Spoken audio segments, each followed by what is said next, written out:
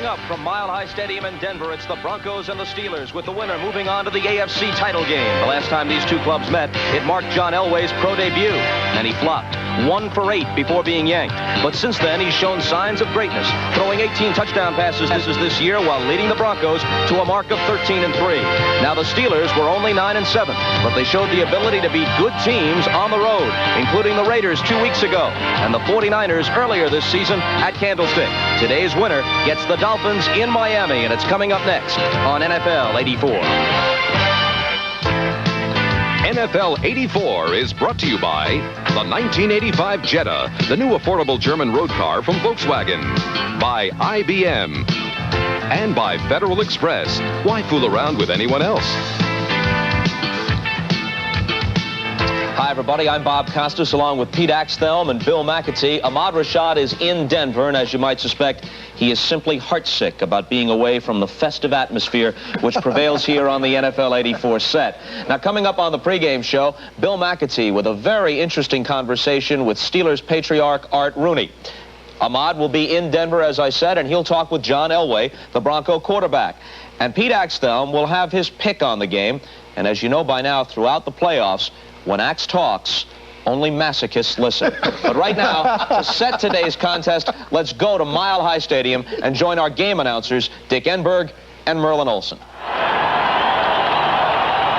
Here in Denver, the weather is beautiful, Bob, and the flavor is orange as the Denver Broncos, the favorites, meet the Pittsburgh Steelers for the right to go to Miami and meet the Dolphins in the championship game next Sunday. And Merlin Olsen, it was somewhat surprising yesterday in talking with the two coaches that they had the same answer when you asked, what is the key today?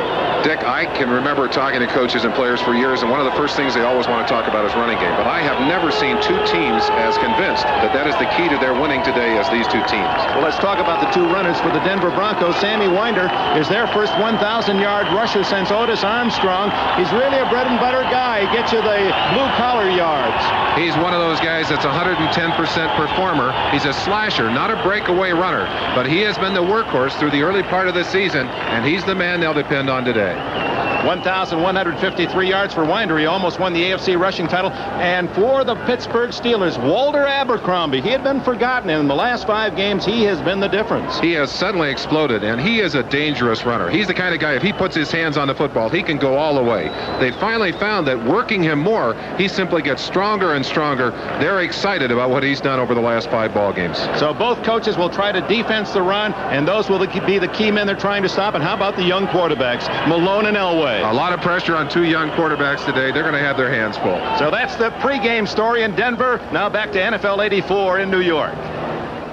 Okay, Dick, of course, the winner of today's game between the Steelers and the Broncos goes to Miami for the AFC title game against the Dolphins. Now, in the NFC, the Bears and Redskins are playing for the right to go to San Francisco and take on the 49ers for the NFC title. And with about 7 minutes to play in the 4th quarter, the Bears might be poised for an upset. They lead 23-19, about 7 minutes remaining. Now, when we continue on NFL 84, Bill McAtee talks with the Steelers' Art Rooney.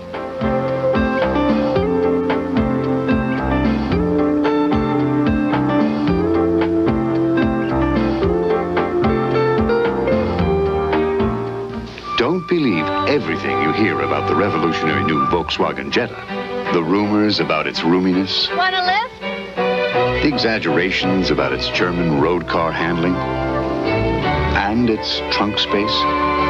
The one about the Volkswagen Jetta costing $79.94. It's $79.95. We hope this brings all those wild exaggerations to an end. Jetta. It's not a car. It's a Volkswagen. If you can see the difference between this and this, smile, because Gleam can make the same difference in your teeth. You see, only Gleam has calcium P. Laboratory tests prove it gets stained teeth whiter than any leading fluoride brand. Whiter than any gel, whiter than any polish. How much whiter? 30% whiter. And you still get Gleam's proven fluoride protection. So if your teeth aren't as white as they can be, start brushing with Gleam. You'll be smiling. Pretty. When IBM personal computer owners look for good software, where can they turn? To IBM for programs that help you keep up with modern times. Business programs, entertainment, productivity, education, and more. The variety you want with the quality you expect in the growing library of IBM personal computer software. A well-balanced selection at a store near you. You wake up 2 hours earlier to do what's best for your body. Give your body the best. You work up a big sweat doing it. Give your body the best. You need the best deodorant soap you can buy.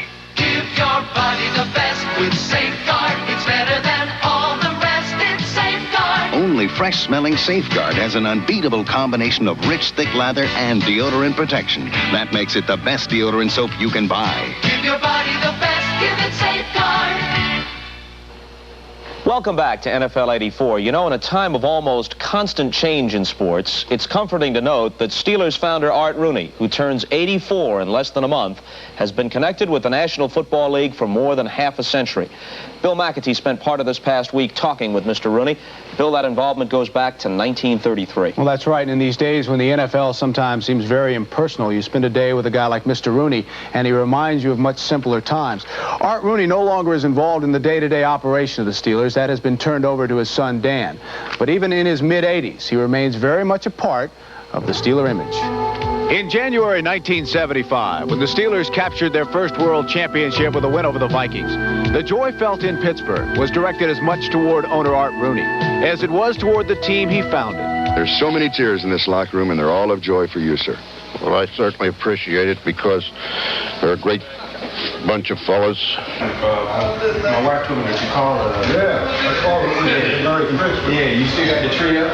Oh, yeah. Now 1 month away from his 84th birthday, Arthur J. Rooney remains an ever-vigil presence in the Steeler organization. After a career as a star running back in semi-pro leagues, he paid $2,500 51 years ago to join the young, struggling NFL. Well, the main problem was nobody showed up to see the games. That was it. And the thrill of winning the games on Sunday wasn't the only thrill. Maybe the biggest thrill was meeting the payroll on Monday. It was a gamble, but it was something I liked, and there was a lot of people like me that didn't make it. Fortunately, I made it.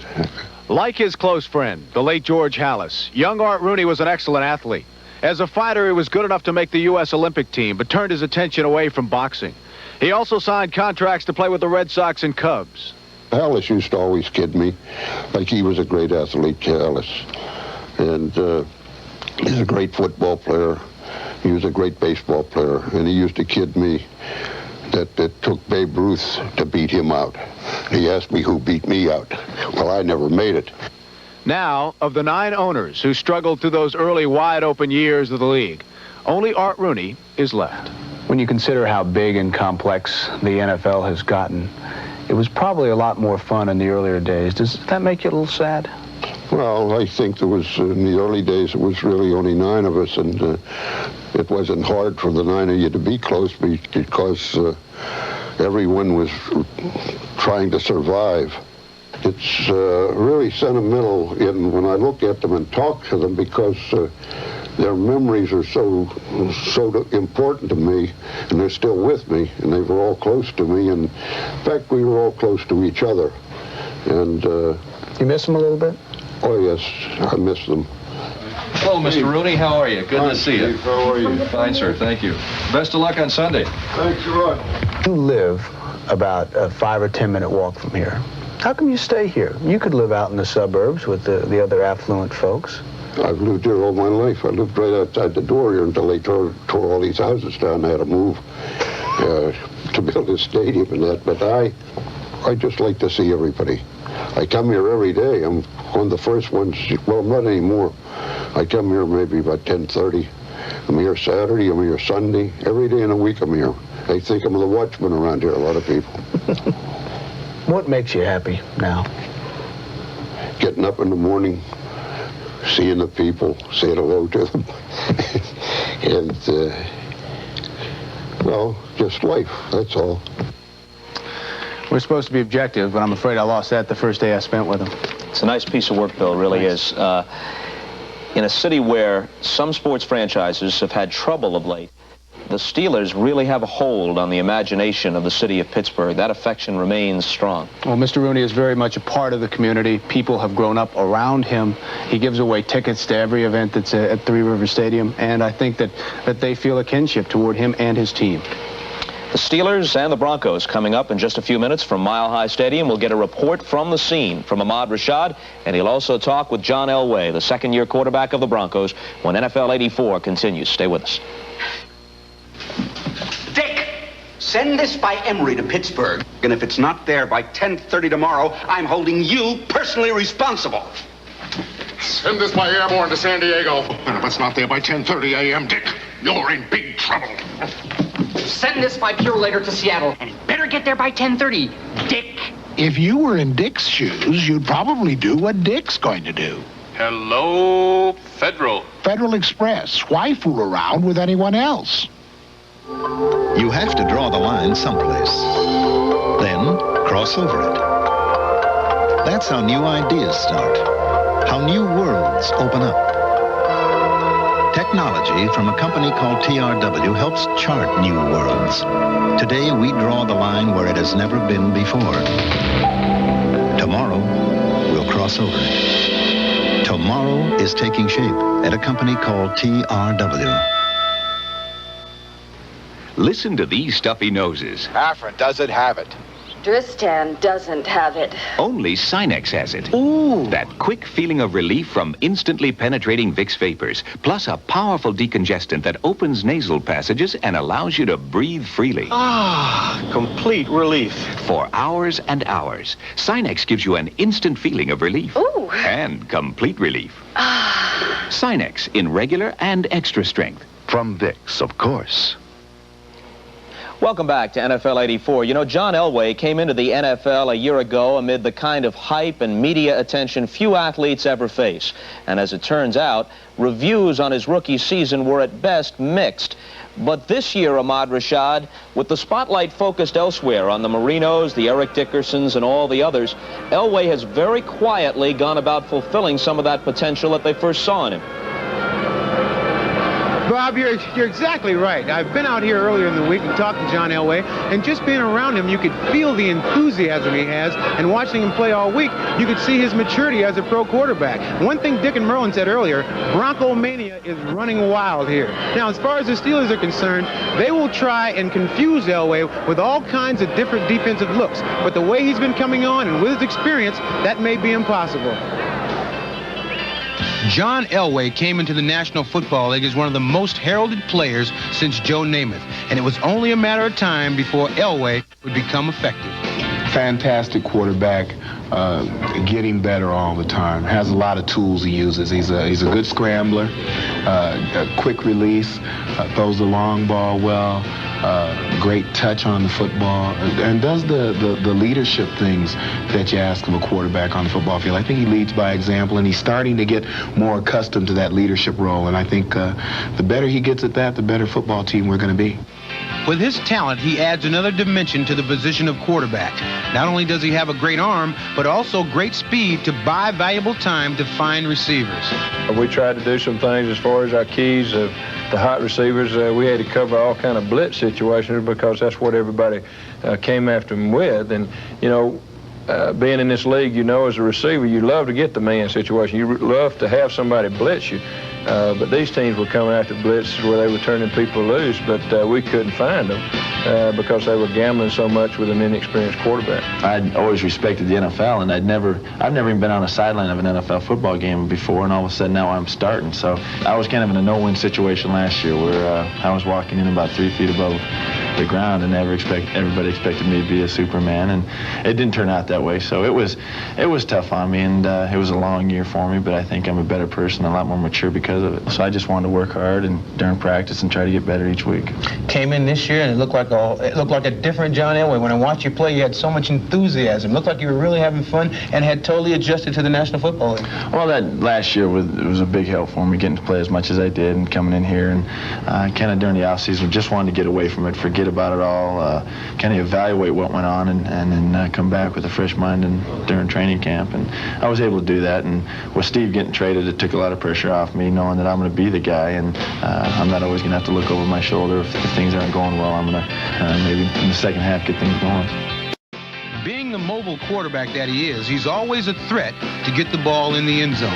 When all his downfield receivers are covered, Elway doesn't hesitate to show his fine running ability. You learn so much with each snap of the ball this year, and you know, I'm 10 times the quarterback now that I was even the first game of this year. So that's the great thing about it, and just being able to play. And I feel fortunate that at the young age that I am, and only in my second year, to be able to get to play as much as I have. Now, going to school at Stanford, going into the playoffs as the AFC Division champion, you've got a chance. You're only a couple games away of going back home for a homecoming in the Super Bowl at Stanford. If we could go back there, I'd just be, and I told my wife, I said I'd die the next day if we could go back. If you say we're going right now, okay, I'll die the next day. You know, Bobby, an interesting thing is this is a game of respect. Now, Pittsburgh came in here winning the AFC Central, and everybody thinks that's a weak division, but they're in the playoffs nonetheless. Now, the Denver Broncos, they won the toughest division in all of football, and even winning that division, they only sent one guy to the Pro Bowl. So you may have noticed the T-shirts that the players were wearing during the interview. It says Rodney's Rejects, because they feel like even though they won the toughest division in football, they still get no respect.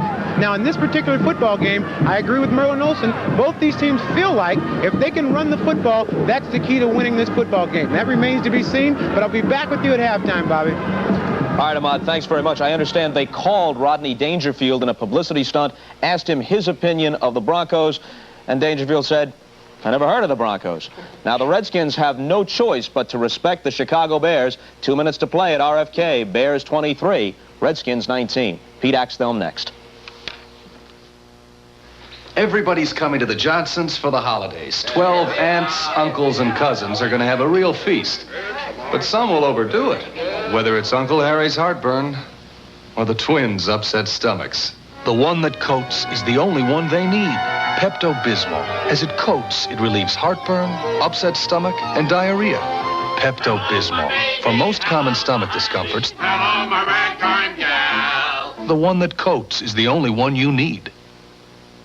Raise your hand. You got it. Raise your hand. You know it. You feel confident, secure. If you want to feel confident, raise your hand. If you want to feel secure, raise your hand. If you want protection that helps you feel dry all day, raise your hand and reach for sure. Confident, dry and secure. Raise your hand if you're sure. Raise your hand if you're sure. The best thing about the new Volkswagen Golf is its German-engineered handling. Actually, the best thing about the new Golf is its exceptional space. Then again, the best thing about the Volkswagen Golf is its remarkable aerodynamics. This is the best thing about the new Volkswagen Golf. Golf. It's not a car. It's a Volkswagen. It is a mural of majestic proportions, alive with the vivid colors of oil on canvas, awash with the muted tones of watercolor, life realized in broad strokes, clarified in pen and ink. It is sport, a mosaic of human effort in an unending exhibition.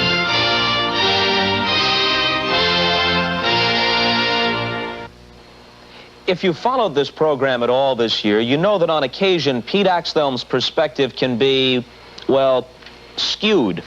So as you take a look at the Broncos and Steelers, you might see it as a matchup between Elway and Malone, or a battle of wits between Reeves and Knoll. But according to Axe, you're missing the point. Bigger issues are at work here. Football fans, welcome to the generation gap. This is a playoff to determine who gets the family car keys on New Year's Eve. The Steelers are sitting in their armchairs, fingering their 4 Super Bowl rings, recalling the good old days when gas was 50 cents a gallon. The Broncos can't remember when half a buck could get you valet parking at the disco. The Steelers are built in the image of John Henry, the steel-driving man. The Broncos' contact with steel comes from music that's heavy metal. Both teams, to be accurate, are young and rebuilt by forward-looking coaches. But a mere glance at the Pittsburgh black and gold evokes images of Mean Joe Green stalking the line, Franco Harris darting through holes, Terry Bradshaw going long to Lynn Swann. The Broncos' Super Bowl dossier is less awesome. The Orange Crush defense went to New Orleans in 1977 and got crushed by the Dallas Cowboys. As young as they are, the Steelers have gotten this far partly on memories, the old traditions that Chuck Noll has transmitted into new bodies. The Broncos are even younger, and they have arrived here because Dan Reeves has harnessed all the exuberance of that youth. The Steelers beat the Raiders in their crucial game with old-fashioned grinding football. The Broncos combine hard hitting with magical guile that always seems to make the ball disappear from a rival's grip at the key moment. If the Steelers catch you off guard, they'll hit you with a lunch pail. The Broncos will probably wave a wand. Even the ownership is a contrast. Denver mogul Patrick Bowlen is a triathlete, practitioner of grueling long-distance swimming, cycling, running. The wonderful patriarch Art Rooney's idea of a triathlon is to extend a firm handshake, light a good cigar, and cash a bet on the feature race at Hialeah. And hey, even if the young Broncos win the car keys today, which generation is really having the most fun?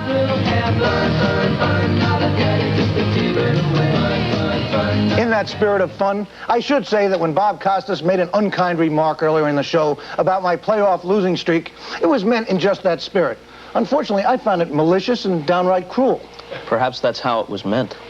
In any case, let's break the losing streak. Broncos minus 5.5 over the Steelers. To solve this game, I've gone back to some of the most obscure trends I could find. Try the Steve DeBerg factor.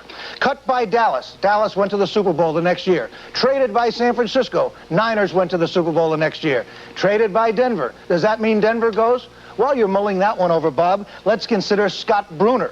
The New York Giants have traded these 4 quarterbacks over the years: Earl Morrall, Fran Tarkenton, Craig Morton, and Joe Pisarcik.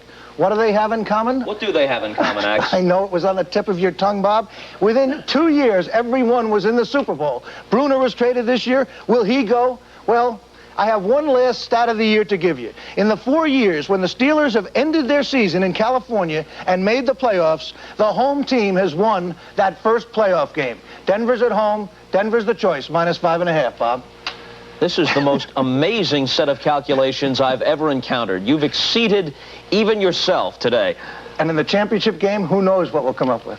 One thing we would like to do, though, before we head out to Mile High Stadium and join Dick Enberg and Merlin Olsen, is to take this opportunity to thank some of the people who have worked behind the scenes this year on NFL 84. Producer John Filippelli and director Bucky Gunts, of course, but also people like Tom Roy, Rick Diamond, Eric Bell, and Carrie Glotzer, who have worked tirelessly behind the scenes helping us to put features together. We appreciate their efforts, as well as the efforts of all these people whose names you will see shortly. We'd like you to take note, and we'd like to thank them for a job well done. We'll see you at halftime.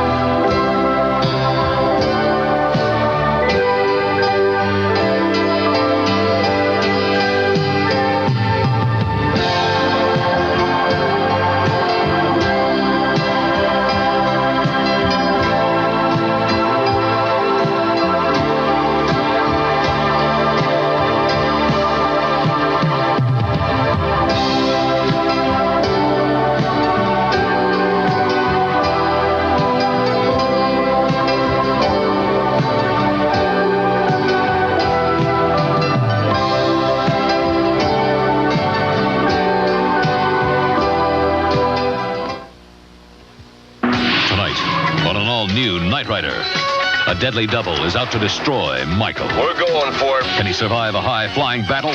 Tonight. You're watching Channel 4, the Broncos station. National Football League on NBC.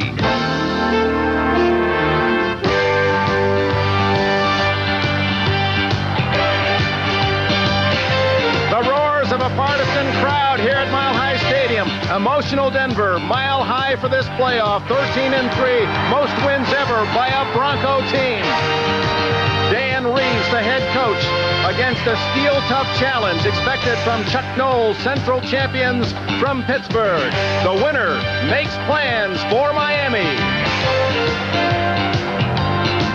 Today, from Mile High Stadium in Denver, Colorado, it's the AFC Divisional Playoff game. The Pittsburgh Steelers versus the Denver Broncos. Today's game is brought to you by Today Chevrolet. See Today Chevy. Drive Today Chevy. Live Today Chevy. By Bud Light, the less filling light beer with the first name in taste. And by IBM. Whatever business you are in, an IBM business computer system can help you run it. Stadium in Denver. This emotional pit is ready. The winner today meets the Miami Dolphins. Congratulations to Mike Ditka, the Chicago Bears. They are in the playoffs. The weather could not be more perfect, nor the field in better condition. And to get a feeling of what it's like down on the turf, a man who knows his way, let's go down to Merlin Olsen. Well, Dick, we can see the game better from up in the press box, but believe me, you can feel it better down here. You can feel the excitement of these players as they came out of the locker room onto the field, the anticipation, and the electricity in this crowd is just unbelievable. This stadium is built so it sits right on top of you. You can see them and you can feel them. The track is going to be fast. The field is absolutely perfect. Weather could not be better for a game. I expect you to get into one of those warm-up pumping moves of your leg. You're ready to go. I may not come up there and join you at all. I may stay down here. Let's go now to the whole premise of this game. As we talked about it earlier, Dan Reeves and Chuck Noll said the defense has got to stop the run. Well, both of these teams rode strong defenses into this playoff game, Dick. Two guys who are instrumental, Mike Merriweather for the Steelers, and on the other side, Tom Jackson. These are two of the most active and aggressive linebackers in the NFL. They'll be key to what happens today. All right, let's talk about some game breakers. First for the Pittsburgh Steelers, their two wide receivers, that great veteran John Stallworth, who had his best year ever, and the brilliant rookie Lewis Lips. They really are game breakers. Great speed and great talent. We've talked for years about Swan and Stallworth, and here are Stallworth and Lips breaking the records that those two had set. And on the other side, two 1,000-yard club members, Winder and Steve Watson. That's the first time in 25 years Denver's been able to accomplish that. Well, they need to get the break opens with Winder. He's got a hammer so they can open the way for the passing game so that Elway can get the ball up on top to Watson. Watson, one of the most athletic receivers that you will see in the NFL. Getting ready for the kickoff. The Pittsburgh Steelers will kick it off. Gene Lang and Gerald Wilhite deep for the Denver Broncos. Chuck Noll. He has been in 20 playoff games. His record 14-6. Reeves in his second chance. The Miami Dolphins wait the winner in the Orange Bowl. 75,000 partisan crowd. Gary Anderson will kick it off for the Pittsburgh Steelers.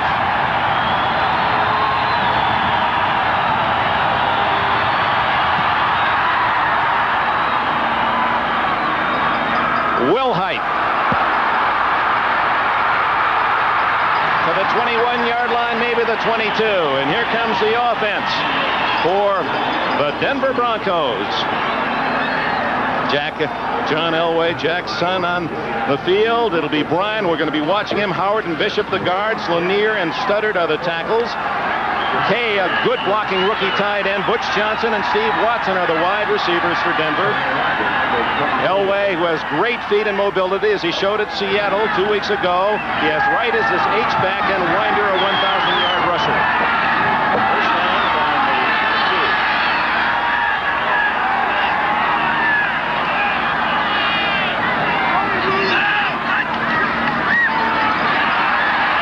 2. Elway to Winder. And Winder, who is also a good receiver, is to the 28-yard line. He caught 44 passes this year. Here's that Steeler defense. Always known for their rock-hard defensive play. The Pittsburghers line up this way with Dunn in the middle, Goodman and Nelson on the outside. The linebackers, Mike Merriweather on the way to the Pro Bowl, David Little, Robin Cole, he's in the Pro Bowl this year, and Hinkle. The back four, Woodruff and Washington at the corners. The veteran Donnie Shell, he usually is toughest in the big games, and Eric Williams at safety. Second down, and about 4. Elway fumbles the snap from center and drops on it at the 25-yard line. Well, there are some key matchups, Merlin Olsen, and where will you be focused early? We'll look right in this center. Bill Bryan, the best of the offensive linemen, against Dunn, the strongest of the defensive linemen. Now, people to watch on offense, Elway with his running, Winder and Watson. They're the key people offensively. Defensively, Merriweather, Shell, and Cole. We'll have the cameras on them a good part of the day. I just about got out of breath coming up there. The altitude got me, Dick. Oh, come on now. Third down. And a long 5 for Denver. Both wide receivers right with Johnson in the slot. Elway's first throw. He guns it complete to Watson. First down at the 38.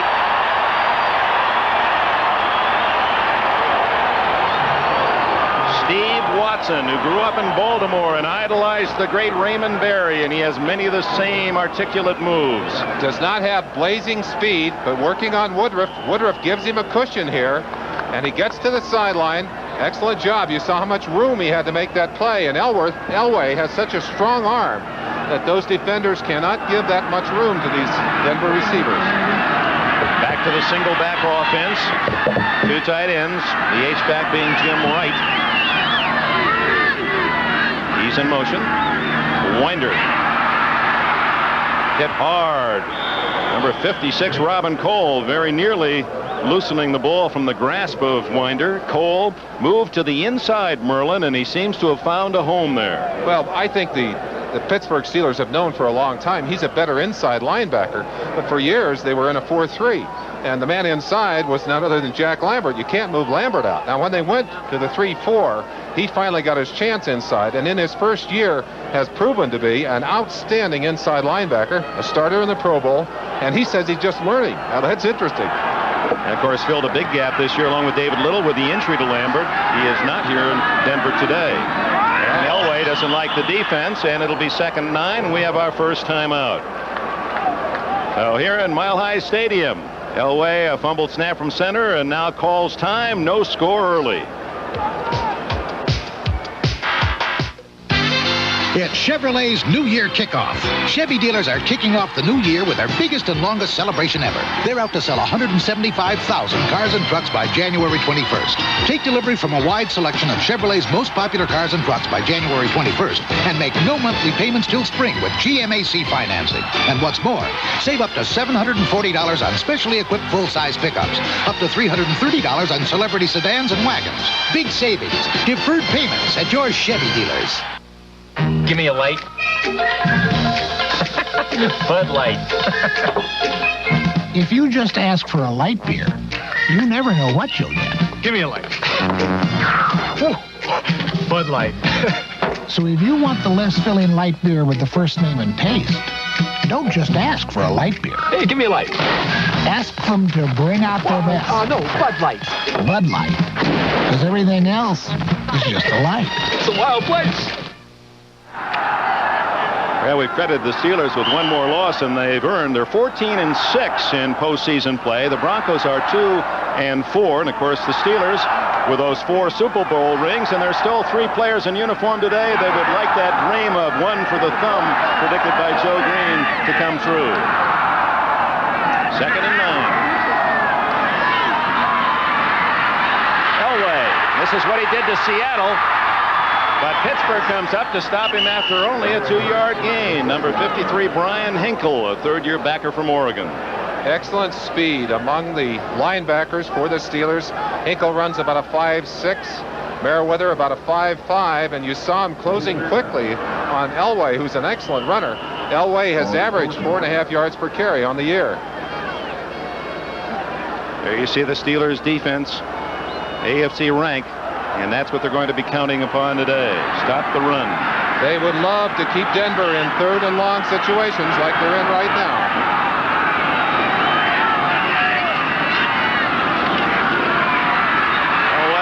Down he goes.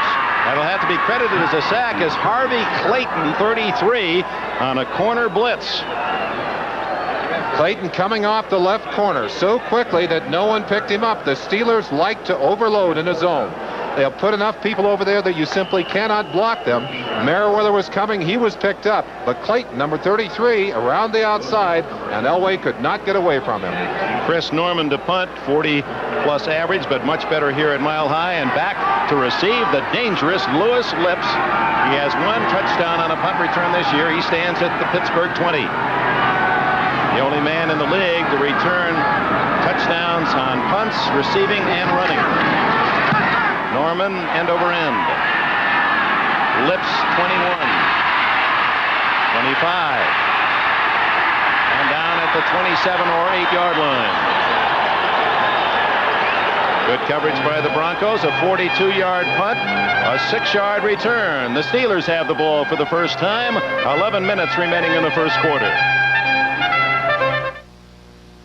What do a zipper company in Pennsylvania, a gear manufacturer in Michigan, and a nationwide shoe corporation have in common? They, like thousands of other businesses, have chosen IBM Business Computer Systems to control distribution, speed order processing, and turn out products smoothly. Whatever business you're in, whether you're in zippers, the gear business, or you run a shoe company, an IBM Business Computer System can help. I like small cars. We need more room. Today, Chevrolet has a car for you, the midsize Celebrity. Feel the room. Ride in style. Go in comfort every mile. Enjoy midsize room with economy and a price that's surprisingly small. Celebrity. Lots of stuff here. If this is today's Chevrolet, I like it. And we need it. Drive today, Chevy. Live today, Chevy. Live it. Chevy. Wednesday, join Bruce Jenner, Morgan Brittany, John Hillerman, Miss America, and more in the wildest contest of all, the College Cheerleader Championship. Wednesday. Crowd chanting defense, and the defense will be facing this Pittsburgh Steeler offense. The center, all-pro again, Mike Webster with Wolfley, a rookie, Wistowski, a rookie, Hilken, the offensive line, Stallworth, and Lips on the outside. Benny Cunningham, okay, he's starting. Now maybe Nelson. Nelson, another rookie, starting at tight end with Pollard and Abercrombie. Behind quarterback Mark Malone. Malone starter 9 of the last 10 games. He's 6-3 as a starter. And on the ground, a gain of about 8 yards. As Dennison finally brings down. It's Pollard running the ball up inside, Dick. Pollard driving straight up the middle behind the block of Abercrombie. Carter, the nose guard, Jones and Chavis on the outside. Active linebackers, the inspirational leader, Jackson, Busick, the leading tackler, Dennison and Ryan. Harden and Wright are at the corners, and Foley and Smith at safety. Not one of the Denver players made the Pro Bowl, and yet they're second best in the league in stopping the other team from scoring. Abercrombie, no gain. Well, you said on the other side we're going to look at the nose guard and the blocking center. How about this time? Anytime you talk about running game, you start right in the center. An all-pro center, Webster, against a muscular nose tackle, Reuben Carter. Some of the people to look at offensively for Pittsburgh, Abercrombie we've talked about, the 2 game breakers, Stallworth and Lips. And on the defensive side, Jackson, Foley, and Rulon Jones, the best pass rusher. Third down, 2.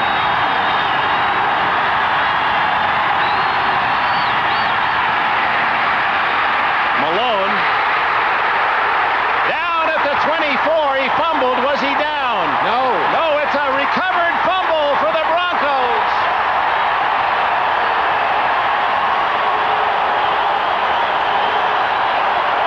Andre Townsend recovered the ball. Rulon Jones forced the fumble.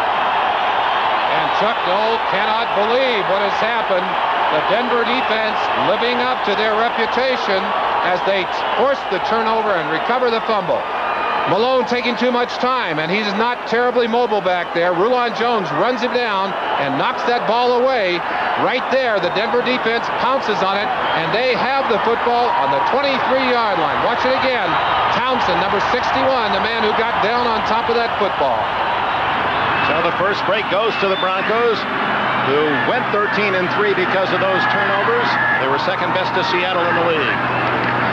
Winder gathered by David Little and Gary Dunn. Little from Florida, the younger brother of former All-Pro guard Larry Little, and Dunn, a lot of the Pittsburgh people felt he should have made it to the Pro Bowl. Well, they really felt that he had a fantastic season for them, and you talk to players around the league who had to bump noses with him. Has great strength, occupies the middle of that defense, and Larry Little has just done a tremendous job. Imagine having to step in and take the place of Jack Lambert. Now, I don't know if I'd want that job, Dick. Well, that's living in the shadow, David Little, of his brother Larry, and then the shadow of Lambert. Now he's on the main stage. Second down, 9.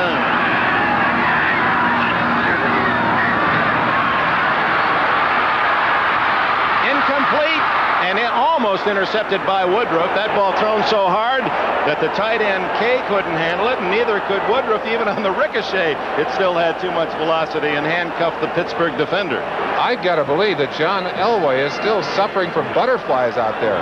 Said it in that game in Seattle, took him a full half to get over it. Here he said he thought it might be less than that, but I think the energy and the adrenaline just caused him to gun that ball too hard. He's also throwing into receivers and defenders who are looking back into the sun. That's got to be terribly difficult down there right now. 84, Clint Sampson is in, along with Watson, Alexander, and Johnson. 4 wide receivers, shotgun 3rd and 9. Incomplete, intended for Sampson. And the field goal unit will come on the field for Denver. Rich Carlos. We're seeing the 2 most accurate field goal kickers in all of the NFL of those who have kicked 50 successfully or more. Carlos is second only to his opponent today, Gary Anderson of the Steelers. And while he had his difficulties late in the year, hit a couple of uprights that may have cost Denver wins, he certainly came back in San Diego and Seattle, and his season was an excellent one, 21 of 28 total. This one will be 39 yards.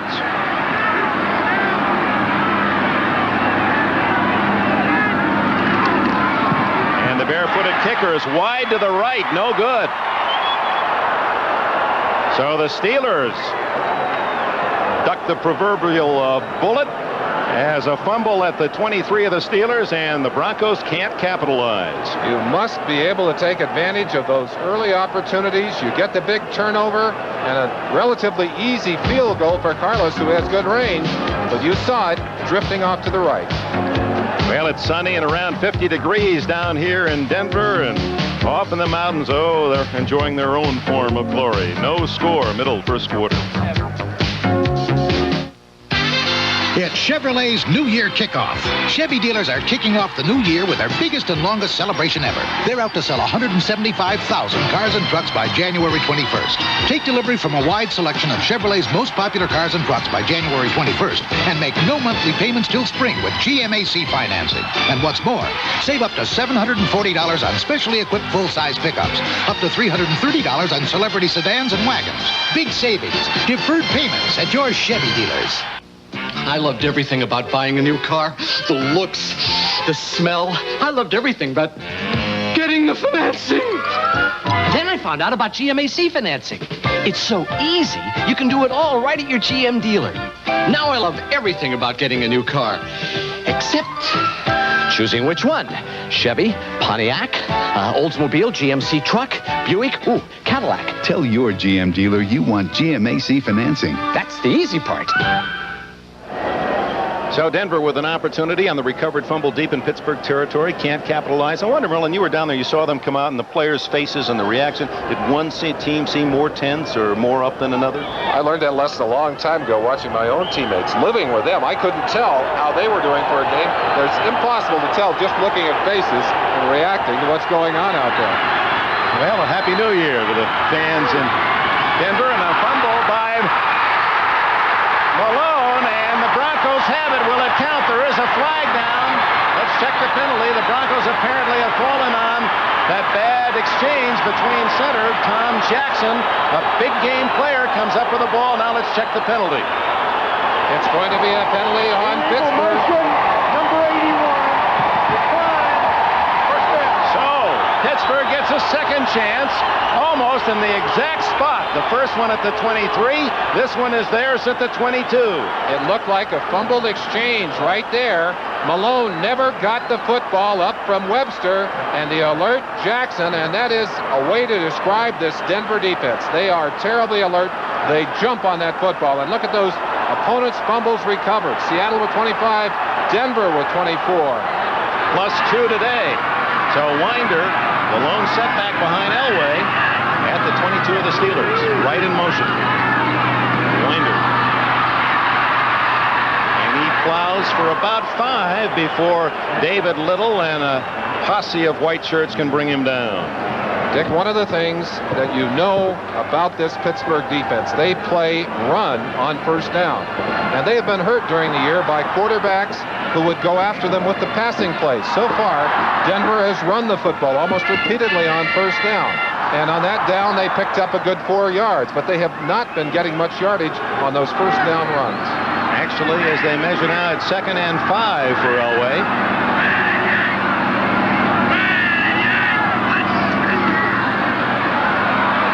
Dumps it off to Winder, and a good play by Woodruff on the corner. He took the outside away, and despite the fact by Winder could not make more than 2 yards on the completed pass.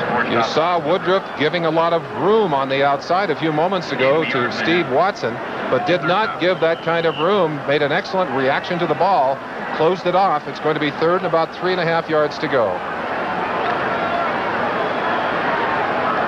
Watson and Alexander to the right. Split left is Butch Johnson. Gerald Wilhite in the game. He's the wing left. Lots of time, and wide open is Winder. 1st and goal at the 8-yard line.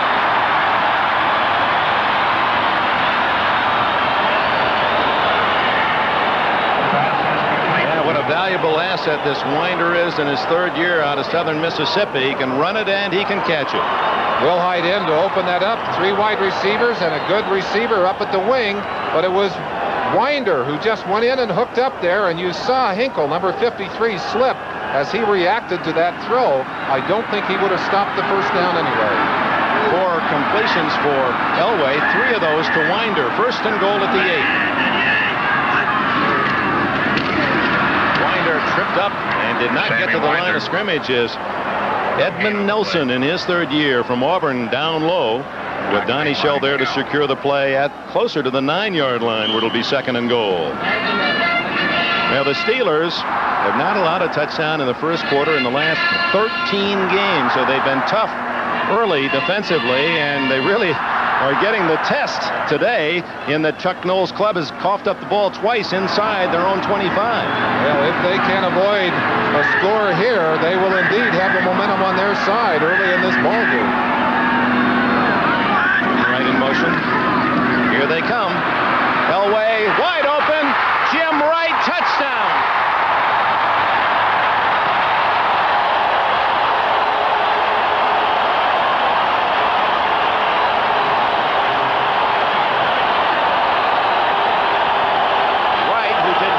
A touchdown pass all year until the last game in Seattle. He got a big one there, and he opens the scoring today. He came dangerously close to losing that football. Let's look at the pressure from Merriweather, who's coming hard. But Elway uses his speed to get outside. That's the mobility that this defense is so frightened of. You saw Wright almost bobble that football, was able to control it. Rich Karlis hits the extra point, and the Broncos lead 7-0.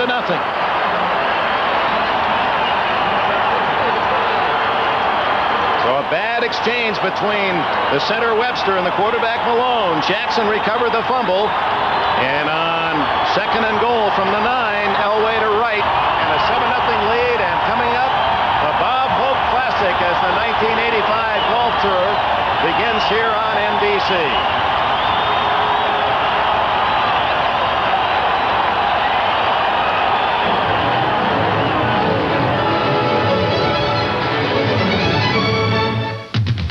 January's champions take to the greens. Arnold Palmer, Jack Nicklaus, and defending champion John Mahaffey. Plus President Ford and celebrities from television and motion pictures. All at the Bob Hope Classic. January's champions are on NBC Sports. The Mercedes-Benz 190 class for 1985. So masterfully engineered that it can perform with the world's finest sports sedans. And that makes it exciting. Yet so conscientiously engineered that its feeling of sheer driving security is unique. And that makes it a Mercedes-Benz. The 190 class. Mercedes-Benz. Engineered like no other car in the world. AT&T is in music. How? With our people. People who can show record companies how to use our AT&T long-distance network to fill orders electronically from distributors all over the country. So the music never stops. You got me dancing, dancing, dancing. The people of AT&T Communications. We're thinking about your business in ways you never thought of. That fumble shortens the field, only 22 yards, 5 plays. The 9-yard pass for the payoff to Jim Wright. 7-0 and Carlos to kick off. Rich Ehrenberg deep for Pittsburgh. Beautiful high kick. Ooh, he's got a big hole up the middle. But it closed, and down he goes at the 27-yard line. Dick, one of the things that I think might be happening out there, the Steelers have tried to alter their snap count. Ehrenberg's still on the field. As you see, the cameras pick him up, shaken up, obviously. But one of the things that the Steelers have tried to do, Denver jumps around a great deal on defense. They've tried to alter their snap count, either going on a quick count or on a long count, so they can force Denver to end up in a defense they don't want to be in if they go quick, or get a chance to react to that defense if they go slow. The end result is that they have bothered themselves. Ehrenberg helped off, hit in the face. New Year's Day, big football day here on NBC, and we have late for you the Orange Bowl. The best and the brightest of the bowls are on NBC as the Orange Bowl lights up the night sky. Second-ranked Oklahoma battles number 3 Washington in a game that could decide the national championship. Plus the beauty and pageantry of the famed Orange Bowl halftime. On New Year's Day, America loves its sports, NBC style. Technology is taking over the world. You can keep up with it, or you're going to be left behind. That's why I joined the Army. From microchip circuitry to laser technology, the world's largest school for high-tech skills is the Army. Bravo, go active. Bravo, lock, 05. Be all that you can be. I don't intend to get left behind. Find your future in the Army. Hope we're going to a New Year's Eve party. I'd prefer an office party. I want to go to a kid's party. McDonald's Chicken McNuggets 20-pack. Tender chunks of chicken. The life of any holiday party. How do I look? Delicious. Golden brown is your color. Whoopee! Let's go to a sleigh ride party. It's a good time for the great taste. Parties. That's all you 20-packs ever think of. McDonald's. Rich Ehrenberg, something to do with the face. Even the helmet couldn't protect the hazardous duty of being a kick returner. Darren Como made the tackle. It was up high. Looks like he's trying to stop a nosebleed. Watch the shot coming from the right-hand side of your picture. Right there. Como just buries an arm into Ehrenberg's head, and Ehrenberg went down like he was shot. 27-yard line, first down for the Steelers. They've been playing around the 20 to the 30 and have fumbled twice, once at the 23, once at the 22, and now trail 7-0.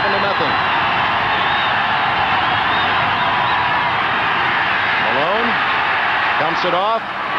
Abercrombie, 33-yard line, gain of about 6. Dennis Smith, the safety man from Southern California, will be rooting for his alma mater, the Rose Bowl against Ohio State on Tuesday. A long snap on that play. Malone took that one safely. He wants the short pass here. And I'll tell you, if Abercrombie wasn't such a fine athlete, he would have missed that ball. Had to turn all the way around to get it, Dick. He was looking for it inside. The ball was thrown outside. Abercrombie made the adjustment. Second down, 4.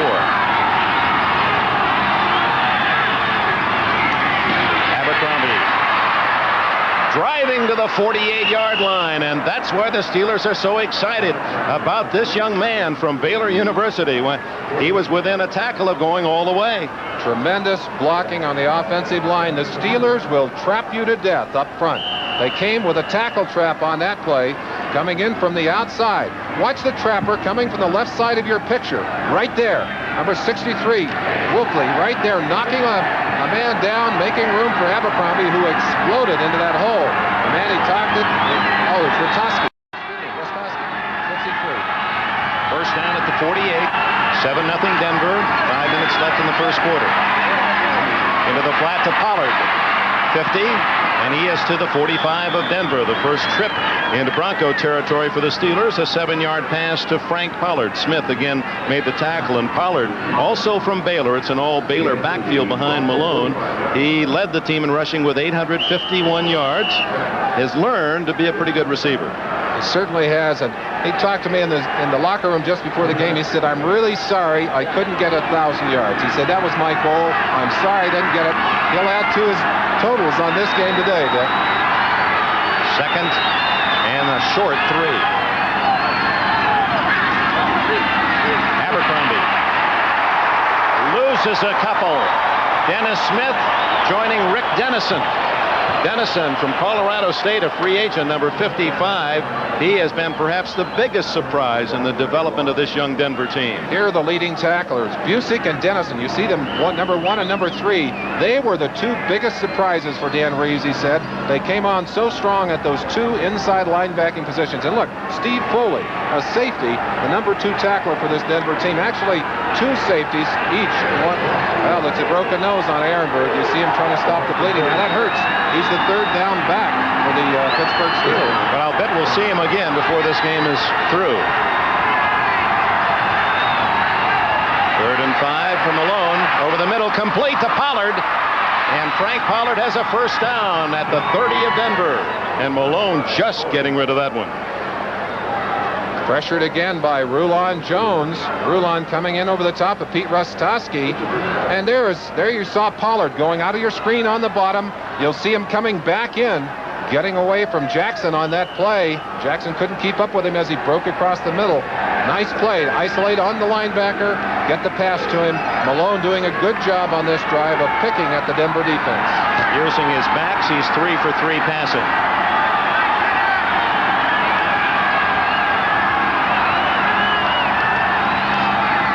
Abercrombie to the 26-yard line. Reminder, we will be selecting the Bud Light Most Valuable Player in today's game, and a $1,000 contribution to charity in that man's honor. We'll announce that later in the 4th quarter. Louis Wright coming up from his from his corner position, forcing well on that last play. Did make the tackle, but it was a fair gain. Be about 2nd and 6, isn't it, Dick? At the 26-yard line, 7-0. Denver leads on a 9-yard pass play. Elway to right after a fumble recovery at the Pittsburgh 22. Steelers trying to get even. Stallworth left, Lips to the right. Wide receivers haven't caught a pass yet. Here's a little fake reverse. It is a reverse to Lips. But the Broncos weren't fooled a bit.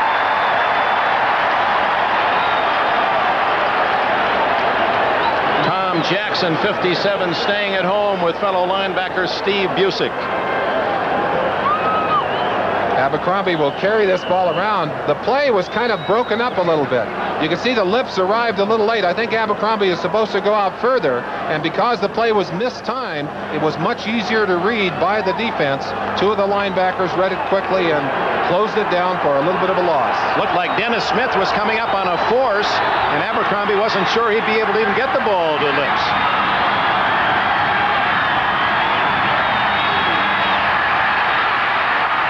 Complete to Abercrombie. He's going to be awfully close. Depends on where they mark it. If it's inside the 20, it's a first down, and that's where they have marked it. First down for Pittsburgh, and a clutch throw and catch. One of the things that Pittsburgh coaches and players talk about repeatedly is how quickly Malone has come along in his ability to read and recognize defenses. You've got to remember that Chuck Noll, one of the few coaches in the NFL who allows his quarterback to call most of the plays. Now, on that particular down, he sent a play in. He will do that more with Malone than he would have with a Terry Bradshaw, but Malone calling most of his own plays. That's remarkable in that he has had really very little game experience. In fact, when he first played with the Steelers, he was a wide receiver. Bradshaw connected with him and what is still a record reception. Good protection. Into the end zone, intercepted and dropped. Louis Wright appeared to have that one picked off and couldn't hang on. Wright was voted the top defensive player by his teammates this year here in Denver. That's a high honor because it could have gone to any one of 11 men. Let's watch Darrell Nelson. Young rookie here makes a very big play at the end of this particular down. Now, the interception is had right there. Now, watch him reach up and slap that ball out of the defender's hands. Now, that's just a good alert play by a rookie on that particular down. Here's another shot of it. Just stripped it right out of Louis Wright's hands. Otherwise, interception, they bring it out to 20. It's Denver's ball. 2nd and 10 from just inside the 20. Malone from Arizona State. Draw to Abercrombie, and look at the power. Oh, my. A gain of about 8 for Abercrombie, maybe even 9. He was their #1 pick a couple of years ago, but just never could find a place. They had Franco Harris and Pollard, and they had Greg Hawthorne. They moved Hawthorne around, finally traded him, and finally in the last 5 games, Abercrombie has become a regular, and he has delivered. With Ehrenberg on the bench, he'll see even more action in this game because he'll probably stay in on 3rd downs. There is Joe Collier, the defensive mastermind of this Denver defense, and this is where his defense is toughest, inside the 20-yard line going in. And tough enough that Malone didn't like what he saw. Too many orange shirts in the wrong position, and he has called time with just 19 seconds remaining in the first quarter. The Broncos lead by a touchdown.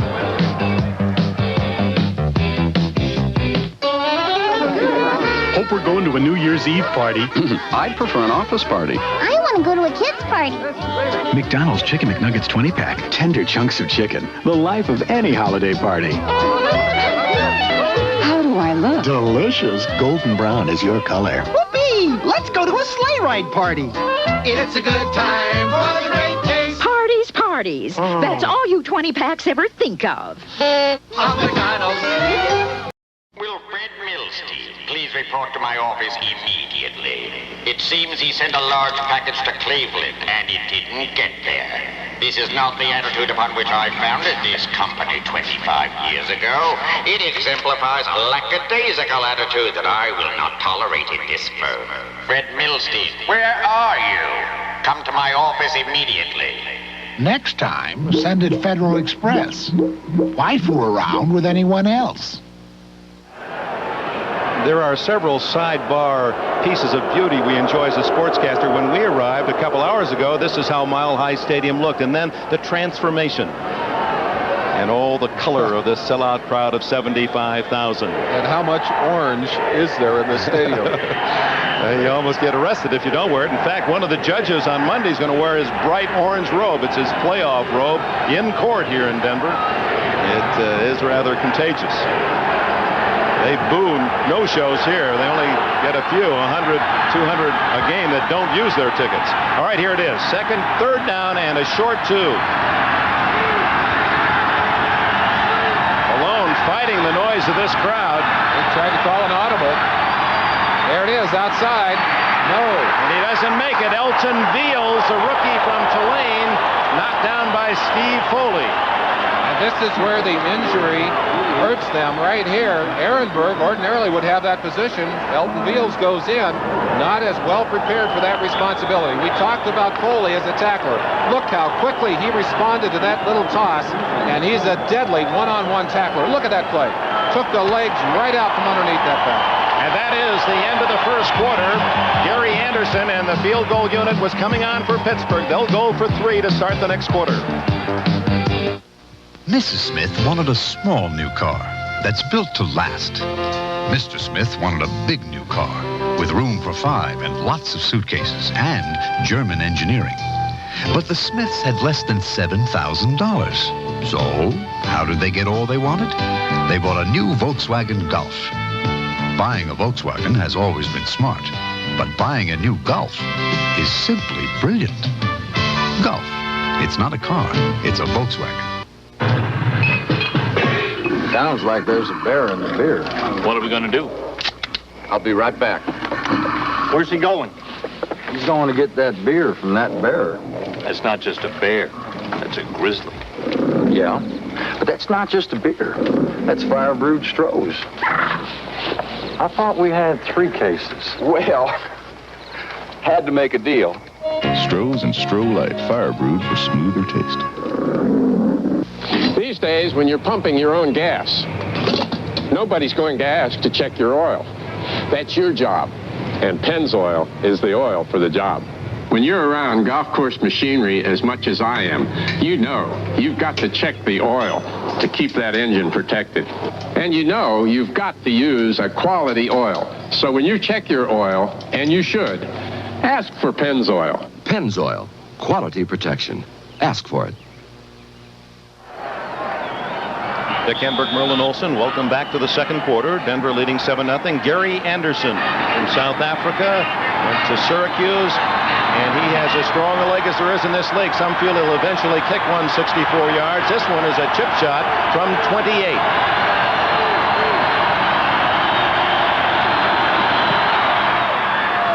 Ooh, he just slid it inside that right upright. Anderson gives the Steelers their first points of the game.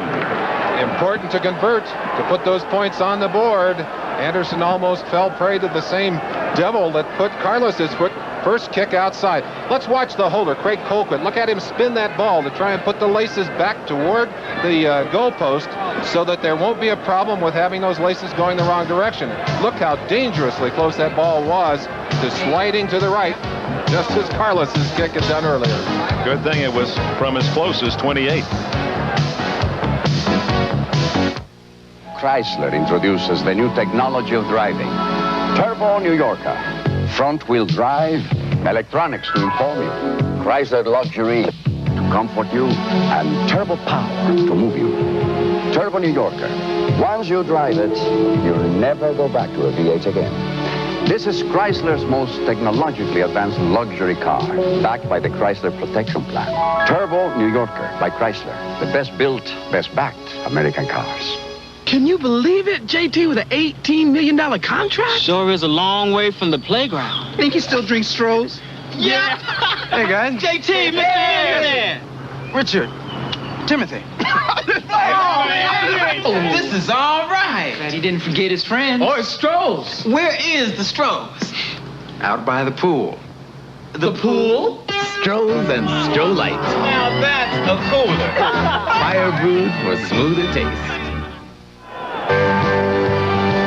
Today's game is brought to you by the new Chrysler Corporation. We don't want to be the biggest. We just want to be the best. By Duracell, the copper top battery. When it comes to making them last longer, we never stop. And by Stroh's and Stroh Light, fire brewed for smoother taste.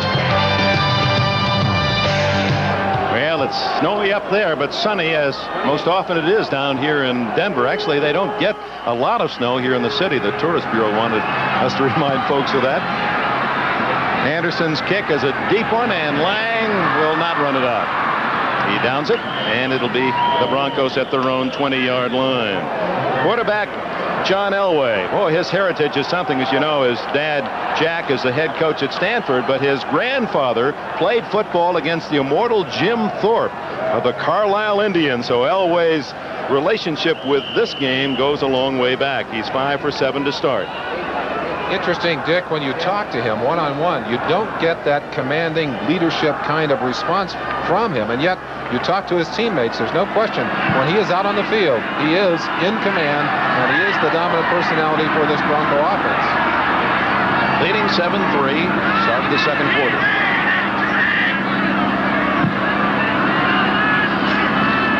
Throws on first down and hits Watson at the 28.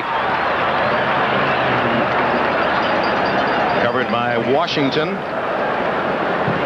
Oh, he does have a rifle of an arm, but that was what everyone talked about last year. This year, the opponent talking about those marvelously quick feet of his. Well, he has made a lot of big plays, has turned a lot of broken plays into big plays, and talking to Tony Dungy, the defensive coordinator for this Pittsburgh team, he was more afraid of Elway's scrambling ability. He said that's how he makes his big plays. If we can keep him in the pocket, we feel we can control him. Well, Tom Catlin, the Seattle defensive coordinator, said the same thing 2 weeks ago. It's his scrambles, and that indeed set up the win. That's a lateral pass, so White, this is an eligible pass. Wide open is Watson. 35, he picks up a blocker. 25, and out of bounds at the 20.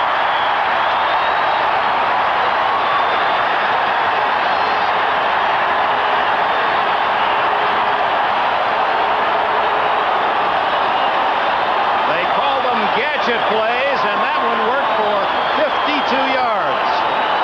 The old double pass. Throwing first to Wilhite, and it had to be a lateral to make the second pass legal. Here's Wilhite swinging to the outside. Look how far behind Elway is. Now Wilhite throws this ball, underthrows it, or it would have been a touchdown. Look how open Watson is, and Watson electing to come back and try and pick up blockers. Got the first down way down inside the 20. Third time they've used that pass this year. Winder outside. Good running by Winder. Appeared to be trapped for a loss, and he wound up making 3. Let's look at that play again. Wilhite, had he thrown a clean spiral, would have had a touchdown. We're looking at it from the other side of the field now. Quick toss out to Wilhite. And again, look, that ball just kind of fluttering up there. That's when you throw that in practice, all the players quack like ducks. You notice Watson again breaking over, trying to pick up blockers, and did get some extra yardage before Dwayne Woodruff, number 49, finally drove him out. Well, you work on those plays, and they're fun during practice, and when they come through for you in a game, that has to be an emotional as well as a gain for the team. So gain on the field of play. No question about it. 2nd and 7. Watson. And that was a lateral pass, but that was no intent for him to throw another. He's down for a loss of 3. It'll be 3rd and 10. He's trying to take advantage, trying to get 2 blockers out in front of him. Bishop keeps Bishop from his guard position coming out, along with Butch Johnson trying to block, but no room for Watson. And the stiffening of this Pittsburgh Steelers defense means that Elway is looking at 3rd and long again. And like hockey substitutions on the fly, Steelers bring in 4 new men as they change the defensive alignment on 3rd and 10. They've got 4 defensive linemen. They will go with 6 defensive backs against 4 wide receivers. That's what they've got on the field right now. In trouble, but Elway able to get away. 20. He's got a first down at the 8-yard line.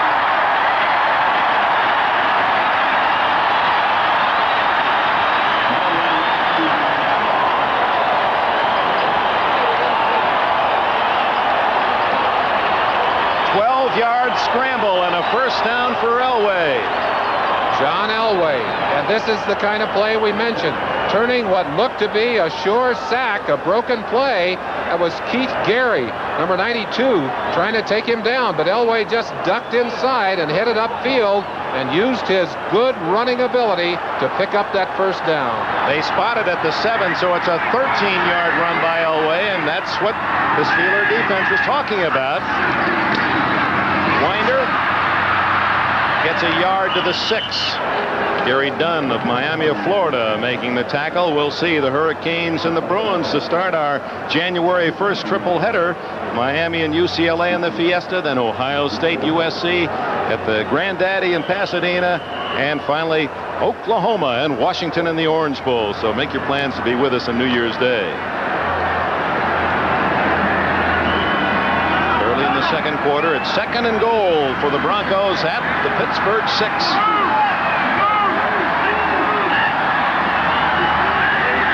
24, Rick Parris is in the game. Elway to Parris. Right off his shoulder pads. Donnie Shell on the coverage for Pittsburgh. I think Donnie Shell may have shaken that ball loose. If Parris hadn't dropped it, he may have heard Shell's feet as he comes up. Just a little toss into the flat. But watch the shot from number 31 right there. I don't know if he'd have been able to hang on to that football or not. 3rd and goal. So far in the ball game, both teams have converted 2 of 4 third down situations. This certainly the most crucial, as Denver would love to be able to get this one into the end zone and not have to just settle for 3. He went to his H-back, Jim Wright, for the first touchdown. He calls time in this situation. That's the second time that Elway has called timeout. Both young quarterbacks electing to use their timeouts instead of going against the defense they don't like. 12:03 left in the second quarter.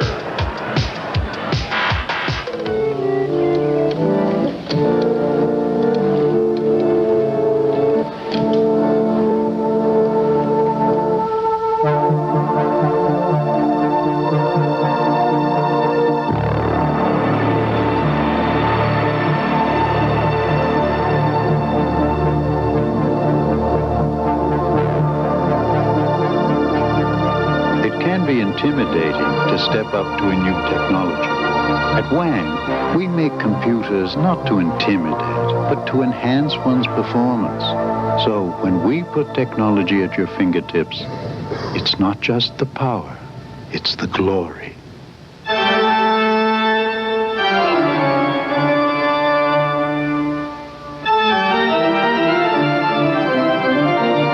Wang, we put people in front of computers. The best and the brightest of the bowls are on NBC. Kick off your day with the Fiesta Bowl. Sophomore sensation Bernie Kosar leads defending national champion Miami against the unpredictable UCLA Bruins. College football at its best. The Fiesta Bowl. On New Year's Day, America loves its sports, NBC style. State capital of Colorado.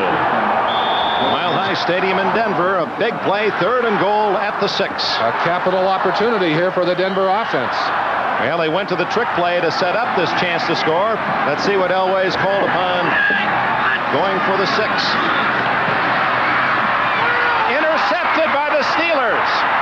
Gary Dunn, the nose guard, brings it back to the 9-yard line. Elway threw it up for grabs. They were coming right on top of him. You saw his eyes as he looked into that defense, and apparently he did not sense the blitz. At least he was not ready for it. They were on him so quickly, he just unloaded the football, tried to get it out in front of the receiver, but it dropped right in the hands of number 67, Gary Dunn. Watch the pressure. He's looking to his left, and when he looks back, that's Mike Merriweather. We told you to look out for Merriweather. And Elway knows why on this particular play. This one he's trying to lay out in front right here. I think he wants to get it to Winder. He simply overthrew, and Gary Dunn gets a lineman's dream, picks up the ball. I want to ask you about that play after Pollard drives up to about the 17-yard line. Now, that was an unusual position to find a defensive nose tackle. Dunn was playing like a defensive back. It appeared that they were using what we would call a mirror for that middleman. In other words, he was anticipating run, I think. He's drifting to the outside. Look where he is. He's expecting a rollout, and I think he'd gone out there to be in position for that. Instead, he finds himself with a football in his hand. It's a most unlikely situation for a nose tackle. 2nd down and 3. So 3 times the Broncos have been deep in the Pittsburgh end of the field, and they come away empty twice. It's 7-3 Broncos. Abercrombie driving to what appears to be close to a first down at the 21. Steve Busick replaced Randy Gradisher and leads the Broncos in tackles. Made that stop. There's Dunn getting a breath of air. Does it help at all in this mile-high country to use the oxygen? Well, I think it might help you at least in your head a little bit. I think that's where there's no question that this altitude is going to bother you, and I don't think you can acclimatize yourself in just a couple of days. You just got to gut it up and go. But if you think that oxygen helps, it probably does.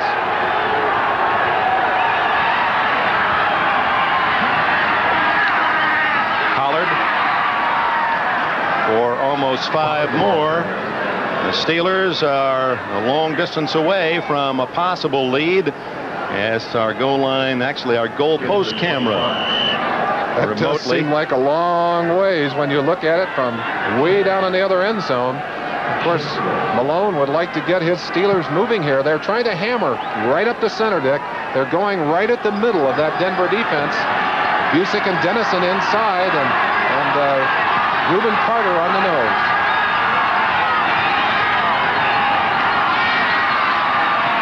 First pass to Lips. And despite the fact that he fell down, that great talent to bounce back to the feet and pick up the first down. So Lips has his first catch and 9 yards. What a rookie year he had, not only in receiving the ball and complimenting John Stallworth, but in his threat as a punt returner. And as you said earlier, Merlin, a lot of people may have missed the note that Stallworth and Swan, in their best year, did not have a season to equal the year that Stallworth and Lips had this year.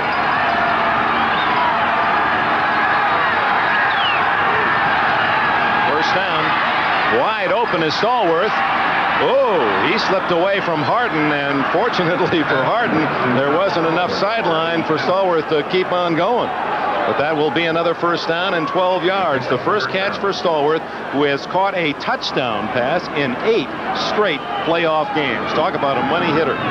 John Stallworth will usually be found on the left side, Lips on the right, at least on first and second down. In long yardage situations, anything goes for this team. But you saw Stallworth working on Harden. That's not a good matchup. Stallworth, a veteran, can really turn those defensive backs around. Weegee Thompson, 87, is in for Pittsburgh in motion. He's a good blocker. Abercrombie, though, needs more help. And down he goes for a big loss. Foley and Busick.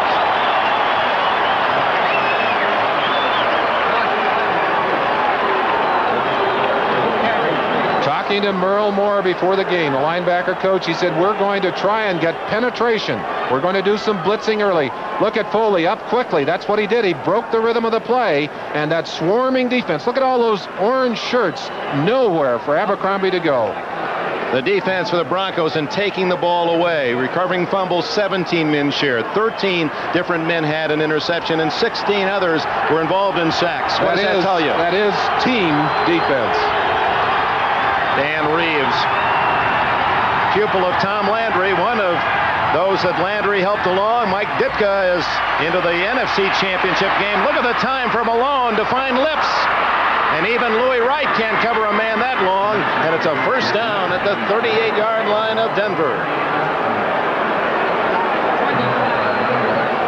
You put your finger right on it. You can't give a quarterback that much of an opportunity. His receivers have time to work. Malone looking left, and finally goes back to the right side to Lips. Lips had made a little outside move. Let's see what he did to get away from Louis Wright. Now, his primary move is there. He'll look back here.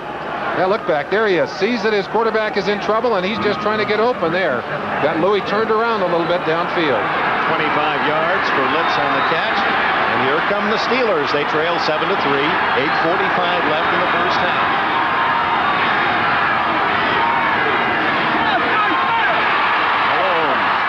To Stallworth. And Stallworth has another Pittsburgh first down. Interesting strategy by Chuck Noll and Malone. They ran the ball. They ran the ball throughout the first quarter, and suddenly 4 big pass plays on this drive. Well, it's very interesting, Dick. They talk, both teams talk so insistently about the necessity of being able to run the ball. I don't think it's so much that they have to run it as they have to be able to know that they can get that yardage rushing. If the other team cannot take the running game away from them, they still have all the options. First down at the 25. You saw Noll's great record of getting in the playoffs. Some feel this may be his best coaching job ever. He had great teams that expected to get there. Many didn't think he had the talent this year. Malone and Lips had pulled up short as Wright had him well covered. What do you think about that, Noll's coaching job this year? I'd have to agree. In fact, it's interesting to me that Chuck Noll has never been selected as a coach of the year. Isn't that amazing? 4 Super Bowl championships. I think one of the reasons, Dick, he has never really catered to the press, to the media. In fact, he has kind of a low idea about our value and things altogether. But this man is the consummate coach, a dedicated coach, a low-profile coach. He cares about what his players are doing, what his team is doing. And with this young Pittsburgh defense and young Pittsburgh offense in particular, 6 rookies have started for him this year. That's amazing. 15 rookies on the team. It's 2nd and 10. Draw play to Abercrombie. He's wrapped up after a gain of 2 by Rick Dennison. And while we're talking about youth, this is certainly not an experiment, but the result of great youthful play this year, because Denver, too, has gone with a very young team. Almost 20 of them are younger than Elway, and he's only 24. Dan Reeves, and again, Dan was selected as Coach of the Year by Sports Illustrated to honor the kind of responsibility and the kind of leadership he has given his team. But I think on both sides of the field, tremendous coaching during this '84 season. Midway through the second quarter, a critical 3rd and 8. Good protection. Open is Abercrombie, and what a play! Number 48, Randy Robbins, a rookie from Arizona. There it is. The young man made a touchdown-saving deflection. There are some passes that Mark Malone does not throw well. This is one that he does throw well. A takeoff pattern, trying to get it over the top of Randy Robbins. And look how high Robbins went to bat that pass away. That's a touchdown. Another inch or two, and Randy Robbins would not have been able to reach that ball. That's great defense. 41-yard field goal attempt by Anderson. He barely made the 28-yarder. And he does the same thing, misses to the right.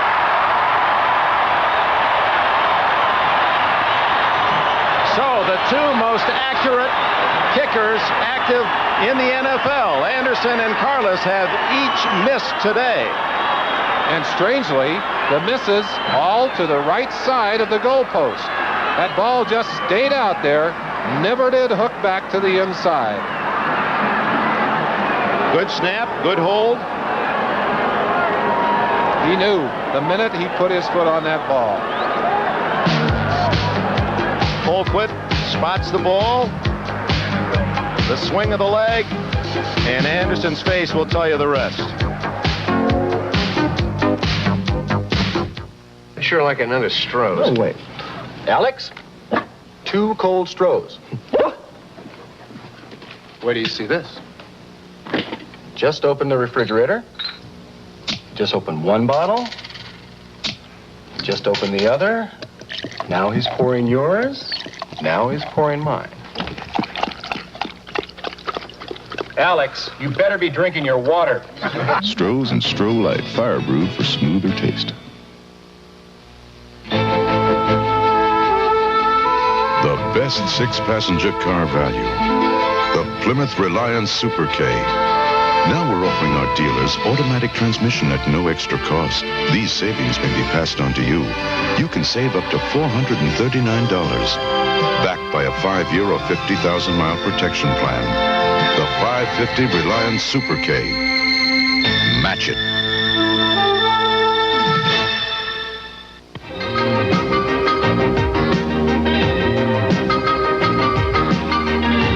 ...1984, a look backwards, Monday on NBC Nightly News.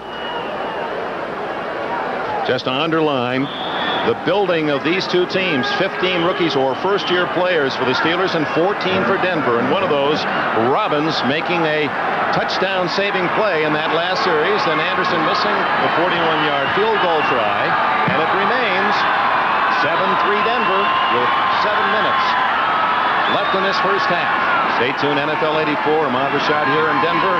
Bob Costas to review the first game activity as the Bears surprised Washington. And no surprise there, and almost an intercept by Eric Williams. Has good deep coverage on Butch Johnson. Mike Merriweather, he had 15 sacks this year. Coming in right there on Paul Howard. He's got a face full of Howard's hand and just blasts Elway in the ribs as he gets there, but he had a few fingers in his face mask on that one from Paul Howard. I liked his quote, "What do you dislike most about football?" And Merriweather said, "The contact." Well, you know, they've tried to compare him to L.T. Taylor in New York, and he said, "Look, I'm not that kind of linebacker." He said, "L.T. runs over people. I run around them." I think he's a little tougher than he's giving himself credit. Second down and 10, Denver. Whoops, they've been offside. Flag is down. Elway with a free play. Watson has about 11-yard play out of it. Out of bounds at the 34. The official straddling that first down marker. And, of course, if it is against the Steelers, it will be a first down.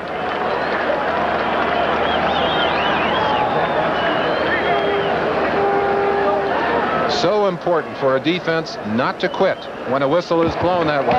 Flag is thrown. Both Gary Dunn and Keith Gary were offside, says referee Fred Wyant. First down, they'll take the play out at the 33. Right at the top of your picture, you see the jump there.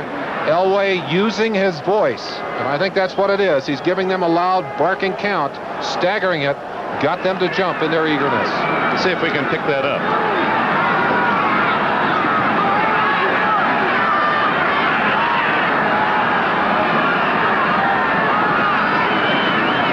Too much noise. Oh, that's a noise he doesn't like to hear, as he is smothered by Dunn and Little and company.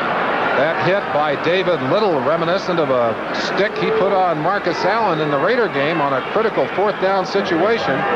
You see him there listed as the fourth leading tackler. Merriweather and Donnie Shell, again, a safety, the second leading tackler. Robin Cole and David Little, as you would expect.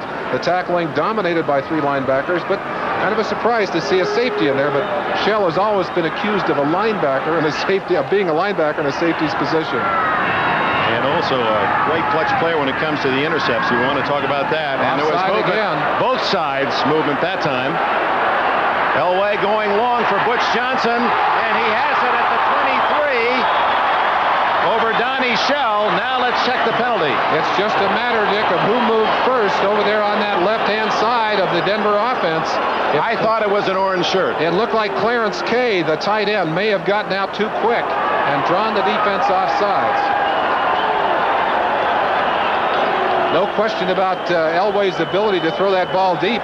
And Johnson did a great job of suckering the defensive back, sliding in behind him to pick it up. Bad news for Denver. Motion, number 88, illegal motion. There's Clarence Kay right at the top of your picture, and you saw him off ahead of the count. And that is a rookie mistake. And this is the kind of game, unfortunately, that kind of thing happens. So much intensity, so much emotion on the field, and with so many young players, we're going to see some of those critical mistakes today. They declined the penalty to bring up 3rd and 9. That's where the statistics are misleading, too. That might have been just a 5-yard number in a penalty yardage total, but it was a 43-yard loss on the pass play. Well, that's 48 yards that you lose in one big gulp. Pittsburgh pretty happy about that one.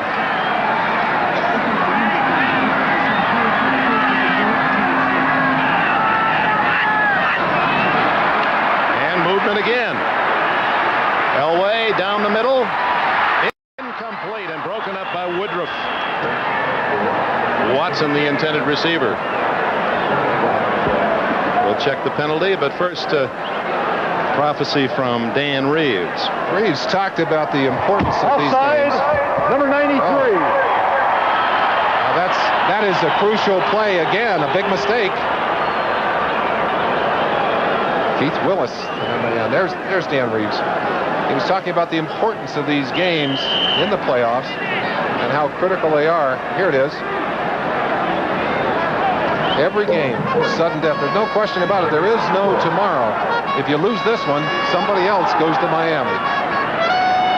Reeves, who yesterday was watching the Seattle game at Miami and commenting on what great respect he has for both coaches, and particularly Chuck Knox, and how well Knox has treated him as a new head coach.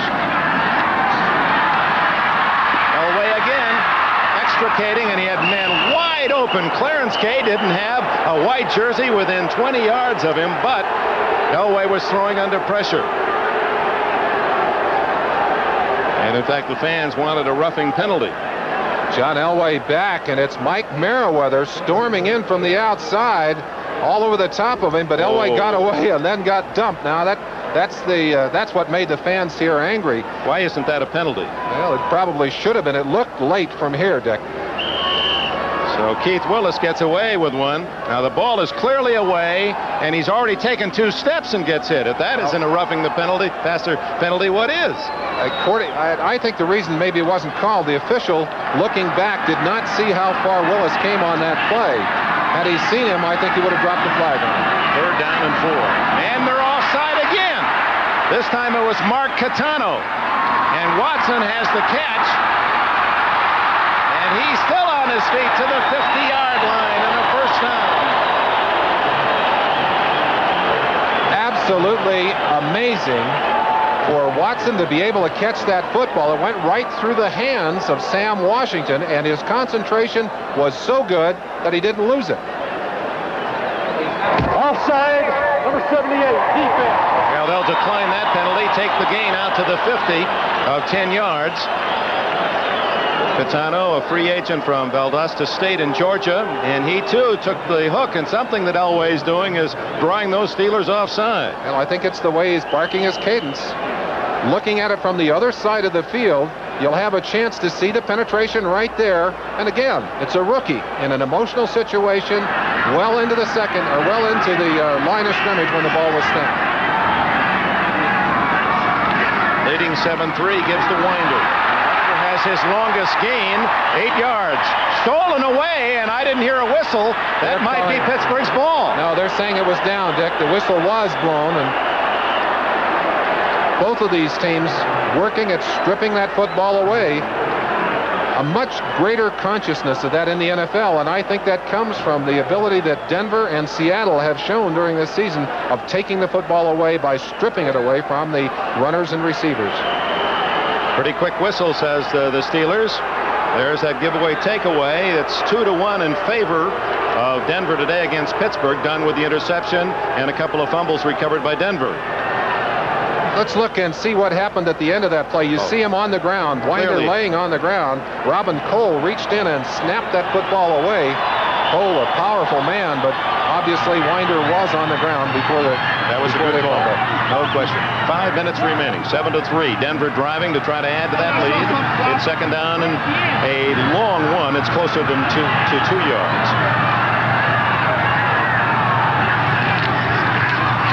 Winder gets inside the 40, and that should be enough for the first down. Gary Dunn spearheaded the defensive charge, and the Broncos have 4 more downs. Championship game will be the early of the 2 games next Sunday here on NBC. We invite you to join us at high noon in Miami as the winner here, Denver or Pittsburgh, will meet the Dolphins for the right then to go on to the Super Bowl. Dolphins back in stride. Marino throwing well, and the most important thing, their defense playing as they had played early in the year, shutting down a running game, which is something they were not doing late in the season. First down, Denver. 4:05 left in the first half. Elway to Butch Johnson, incomplete. Good call by the official, who took his time, measured to see if that was a forward pass or a lateral pass, and ruled that it was forward, incomplete. Now, if I were a coach, I'd have a hold of Butch's neck on that one. He can't guess whether that was a lateral or not. He's got to cover that ball. There it is again. Elway throwing so quickly that ball not very far behind. It looks like it's almost dead even with the line of scrimmage. You saw the official. He gave it a good look and made his call. This telecast presented by Authority, the National Football League, intended for the private use of our audience. Any rebroadcast or other use of this telecast without the express written consent of the Denver Broncos and the NFL is prohibited.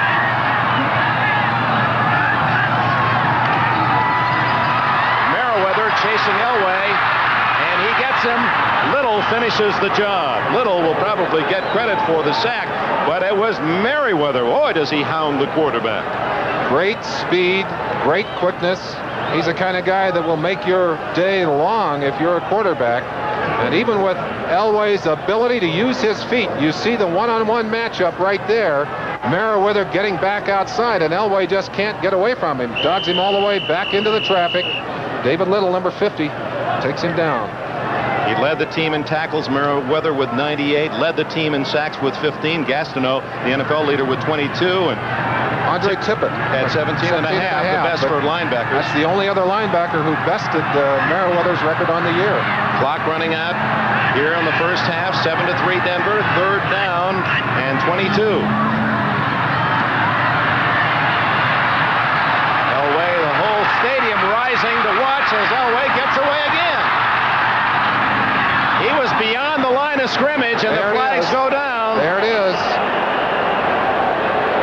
Illegal forward pass. The line of scrimmage was the 49 of Denver. He threw it from the Pittsburgh 49. I'm sure he got a little assistance. They got a little assistance in making that call from the Pittsburgh coaches, who were looking right through Elway at the yard marker on the far side.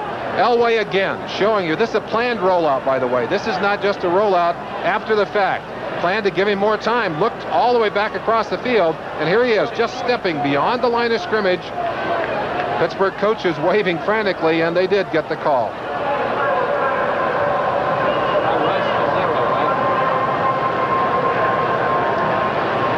Referees having a little trouble with their microphone on the field today. Freddie Wyand unable to communicate as well with us as he would like to. That's 5 yards and loss of down. 4th down now and nearly 30. Lips drops back to the 15. Pressure defense. Pressure defense. 10 men up, Dick. Let's see if they're coming after Chris Norman.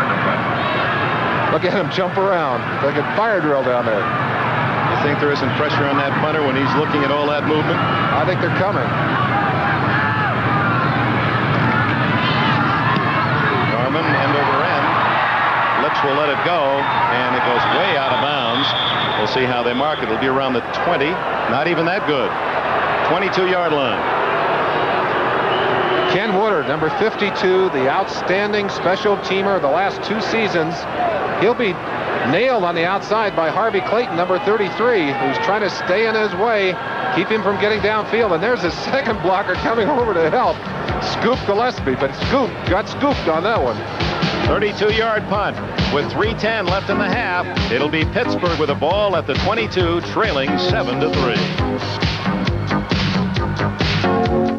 What do a zipper company in Pennsylvania, a gear manufacturer in Michigan, and a nationwide shoe corporation have in common? They, like thousands of other businesses, have chosen IBM Business Computer Systems to control distribution, speed order processing, and turn out products smoothly. Whatever business you're in, whether you're in zippers, the gear business, or you run a shoe company, an IBM Business Computer System can help. Presenting beauty in motion, the Dodge Lancer. Its fluid lines are graceful, captivating. Its sleek body glides through the wind. Dodge Lancer. With room, space, and virtually every electronic convenience available. And Lancer has a fuel-injected engine with optional turbocharger, so you'll know what to expect. Great performance. Back here in Denver, and I'd like you to give us a little insight on trapping. Pittsburgh is known as a trapping team, inviting a defensive lineman in, getting him out of position, then someone he doesn't expect to hit him comes out of nowhere. How did you handle that as a defensive lineman? You need a lot of experience to be able to read that. Anytime you're penetrating deep, that's what the defense and the offense would like to do to you. They'd like to get you across the line and just knock you out. Pittsburgh runs more sophisticated traps than anyone in the league, and they're doing a good job of trapping here on Denver today. They probably have the shortest linemen, offensive linemen in all of the NFL, and they're also maybe quicker than some of the other linemen, and they use that trap technique and the screen. Old-fashioned football, and Pollard rumbling to the 37-yard line with 3 minutes left in this first half. Looking at it from the end zone, you'll have a chance to watch this screen develop. There goes a flag. Uh-oh, now we got a fight down on the field. Let's watch the action there. Nothing serious, but a flag is down.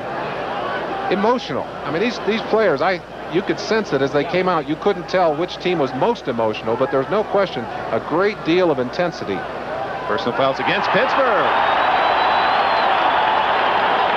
Now, that's not one of those double calls and nullifying penalties, so Pittsburgh nailed, and that'll deny a sizable gain for Chuck Noll's Steelers. Chuck Noll will not be happy about that, as it will mark his team back. At the end of that play is where the foul occurred. You see Pollard running downfield. Let's watch and see. Yeah, let's keep looking here. Maybe we can figure out what happened. Foul, number 30, push down. It's Pollard. The man who was tackled and being roughed up, he apparently kicked or something down under that pile. Very often, when you're down and you're vulnerable, a defender will crash into you or be pushed into you, and you think he's done it intentionally. Often it's totally unintentional. I had that happen to me a couple of times, trying to get away from people that ended up stepping on them or kicking them. Pittsburgh moving the ball much better on first down in this game, but they trail where it counts 7-3. Ball marked back at the 22-yard line where it's 1st and 10. Exactly where they started this series. So in essence, that last penalty just nullified the game by Pollard on the screen. He picks up yardage to the 29. It'll be 2nd and 3, and the clock running 2:44 left. A chance to watch one of those traps that we talked about. Let's look at Long right here, who will be coming across in your picture to do the trapping on the other side. Take a peek at it now. He'll be coming from the right side of your picture, driving across number 74. And actually, in that situation, Jackson had come so deep that he didn't even have to make the play. Jackson taking himself out of the play, and they were able to go right straight on through. Now wants to work. You threw it and it didn't work. As soon as you turned away, your favorite animal, that old telestrator, just popped up on you. Well, we got the idea anyway. Electronic wizardry. It's like all that computer work trying to get in and out of hotels. Sometimes you can't make it. NFL 84. All the gang, and nice to have Ahmad Rashad with us here in Denver.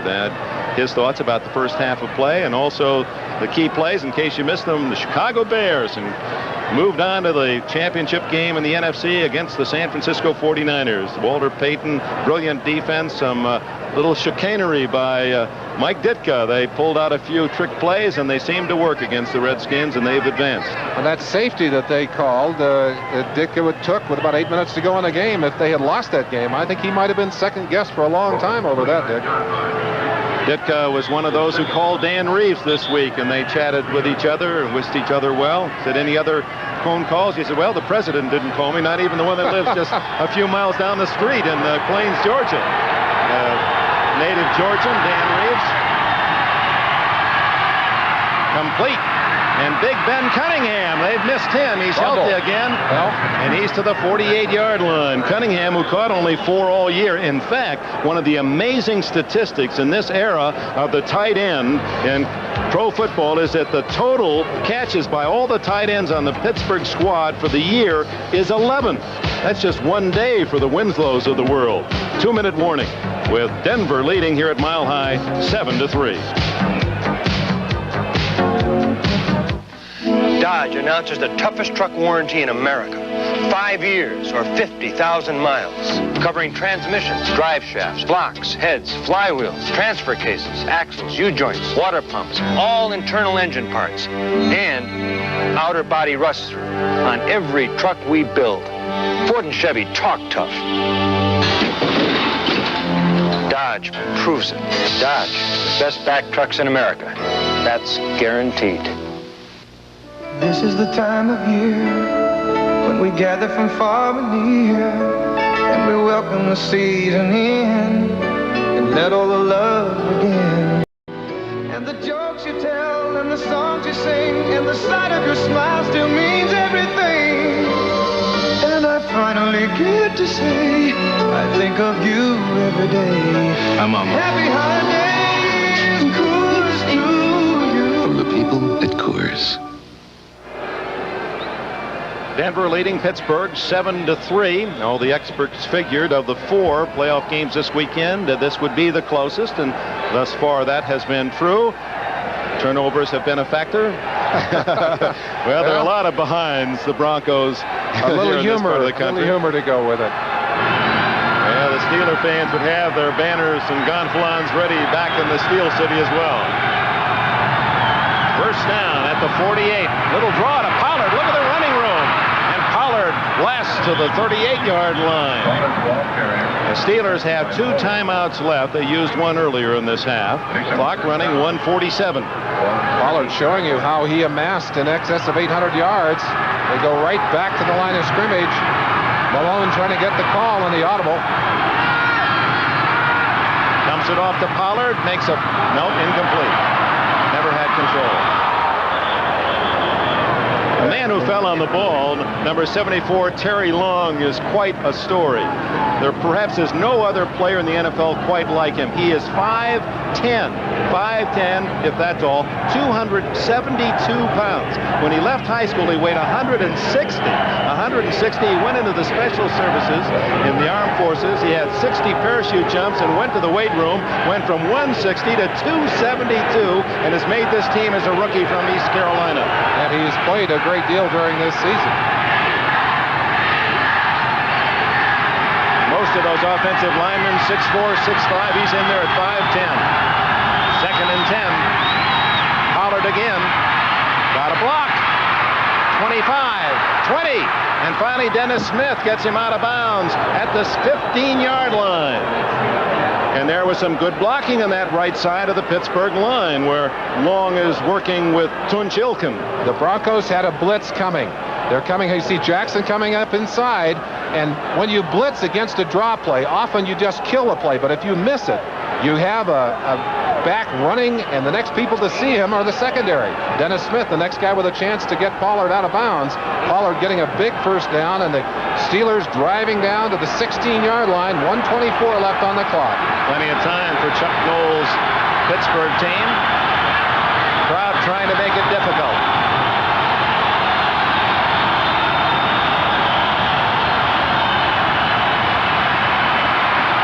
Open is Stallworth.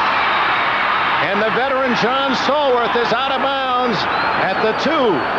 Remember, he has 10 playoff touchdowns, 8 consecutive games with at least one, and he came within 1.75 yards of another. This is the kind of thing that Tom Moore, the offensive coordinator, wanted to have happen. A good mix of passing and running. By establishing the running game, you saw the draw a moment ago to open it up.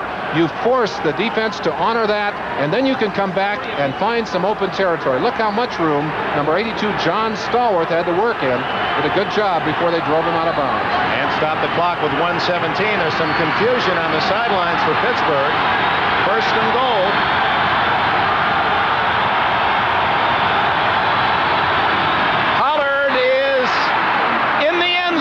And the Steelers lead for the first time.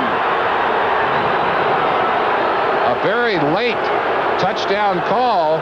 The officials looking back and forth, and finally one of them threw his arms in the air. It looked like second effort from Frank Pollard as he was stopped momentarily just short of the goal line and then twisted his body and using great strength. He has huge thighs, good strength, forcing himself into the end zone. We'll look at it after the extra point. Colquitt to hold for Gary Anderson, who narrowly made a 28-yard field goal and then missed wide right from 41 yards.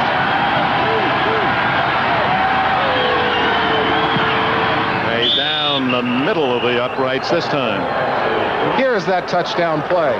Pollard, as you will see, will be stopped. Watch the surge now. He'll be coming in. He gets 2 extra blockers. Veals over there, Anthony Corley over there, and they've got him stopped right there until he finally just twists his body and squares away and forces himself and the ball into the end zone. And this, the result on the sidelines. Chuck Noll rarely showing any emotion. He leaves that to the players and the assistant coaches. That's about as big a standing ovation as you'll get from the headmaster of the Steelers. Pollard has given Pittsburgh a 10-7 lead. The only mistake they made, maybe they scored too soon. 1:14 still left. United Way salutes Pittsburgh and one of its leading citizens. For more than 50 years, Art Rooney has guided his beloved Pittsburgh Steelers. He helped build the foundations of professional football and set a standard of quality that has made the NFL unparalleled in professional sports. His calm, selfless counsel saw his team through the tough early years to the Steelers' first Super Bowl victory in 1975. The Steelers are the only NFL team to win 4 Super Bowl titles. Art Rooney and his family have been part of the vitality and tradition of the Pittsburgh community. His strong commitment to the United Way and the Catholic charities which they support has made him one of the most universally loved and respected citizens of Pittsburgh. And he's still helping others. Pittsburgh is said to be one big family. Art Rooney is the heart of that family. This message furnished by the National Football League. Before the game, the two presidents, Dan Rooney and Patrick Boland, wishing each other well. And of course, you just saw the chief, Art Rooney, who will be 84 late in January. And we want to wish him well watching back in Pittsburgh. Enjoy that fine interview with Bill McAtee on NFL 84. Look at that kick by Anderson. And Wilhite says, no way, I'll take it at the 20. I made a comment earlier that Anderson, in practice, tries field goals from 64 and makes them rather consistently. If he ever gets a chance and they need a long one in this atmosphere, mile high, we might see him break Tom Dempsey's long-standing NFL record. There's no question he has the leg to do it. He has the confidence to do it. A day like today, the air is not as warm. If it were warmer, say about 85 degrees, that would help him. The ball tends to get a little bit tighter in this kind of situation. Does not reflex as well, doesn't travel as far, but you can kick a good long one up here today anyway. Now remember, the Broncos have only one timeout. Elway had to spend two earlier. 1:14 left in the half. They trail for the first time. Winder caught from behind. Brian Hinkle. We talk about the speed of Merriweather, but Hinkle can run as well. He has 4.6 speed. Looking at it from the opposite side of the field, you'll have an opportunity to see this offside pursuit. This is just great pursuit from the backside of the field. 53, he'll chase Winder all the way across the field, and Winder simply did not feel him there. He was looking at the blocking up front, and Hinkle able to use his 4.6 speed to run the running back down. Fans are booing because Denver has made no attempt to stop the clock. It's down to 33 seconds. They'll go deep here. Wide open is Watson. Is he in bounds? Yes. Yes. Oh, what a toe dance by Steve Watson. He has to have the best toenails in the league. Stretched all the way out. A chance to see his ballerina-like catch here. Look at those toes. Absolutely flexed to the maximum. Like a fallen sequoia. Beautifully done. And they're out just inside the 35-yard line. 26 seconds left in the half, and Elway can get this ball down the field a little bit further. They may be in position to let Carlos have a try at the long one. That's 6 catches for Watson. As you look at Carlos, number 1. Watson with 6 catches, 109 yards, leading receiver in this first half. They picked up the blitz. Open down the middle is Watson again, and he's at the 44. Only one timeout left, and they'll call it right here. Denver takes their final timeout. You remember they had to call 2 because of confusion earlier. Elway's saying why. Well, if you look at the clock, there are only 18 seconds left in this game. Now, they may not have time to get things stopped and get their field goal team on the field. A little bit of difficulty here, but look at the concentration by Watson. Knows he's going to be sandwiched. Eric Williams and 49, Dwayne Woodruff. The sandwich right there, but he hangs on to the football. You know, the fates of the game are really interesting. We asked Watson yesterday, out of Temple, no one drafted him 6 years ago, and here he is. He had 69 catches this year. He's well over 200. He's been a brilliant player. I said, did you know you could be this good? He said, yes, but everyone thought I couldn't run that well, and I was kind of a skinny guy. I said, well, why'd you pick Denver? I thought there'd be some magic story that maybe they did a better sales job. He said, I went to Denver because I looked at the rosters and I saw Haven Moses, the great receiver here in Denver, was going to retire. I said, I'll take his spot. Well, that's confidence. Had a chance with, didn't he play with the Firebirds back in one of the old teams, Pottstown Firebirds? I think that's where he had his Continental League or one of the Continental League. Yeah, his hobby is art, and Watson is certainly an artist on the field and has come up with 2 more key grabs to give Denver hopes of adding to their 7-point total and a possible field goal that could tie it at the break. Now, Dan Reeves calls the plays for the Denver Broncos, and he has sent his choice onto the field. Let's see what they do to try and pick up some yardage and get the clock stopped. They have to work the sidelines or go for it all. They can't afford to be tackled in bounds. No timeouts left. A fake to Winder, a throw to Wilhite. He gets out of bounds.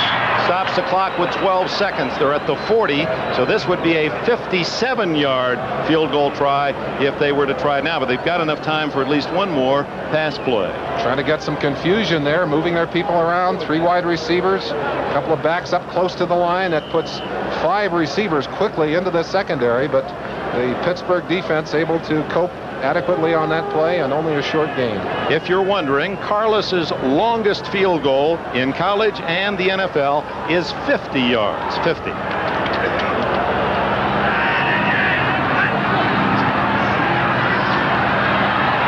Elway to the sidelines. Watson not in bounds. He was out of bounds. Could not get both feet in that time. And that would have given Carlos a fairly good chance at one. It was around the 26. Now, Watson doing his magic a number of times, but on that particular play, unable to put both of those toes on the ground. You'll see it on the sideline there. 1 foot and the second on the sideline. You just see him. Boy, you talk about this being a game of inches. Now, if with shorter toes, he might have been able to stop. Well, they're going to gamble with 7 seconds rather than trying a 57-yard field goal. Elway is hopeful that he can get a quick pass and out of bounds in that 7 seconds. They may throw it up and try and get a penalty here. Will Height. They say it's a catch. No catch. No catch. He won't get much help from Dan Reeves. So Carlos is going to have to come in for a desperation long try, or will they go for one final bomb in 2 seconds? Well, it looks like Carlos will stay on the sideline, and they will try again, hoping for the penalty.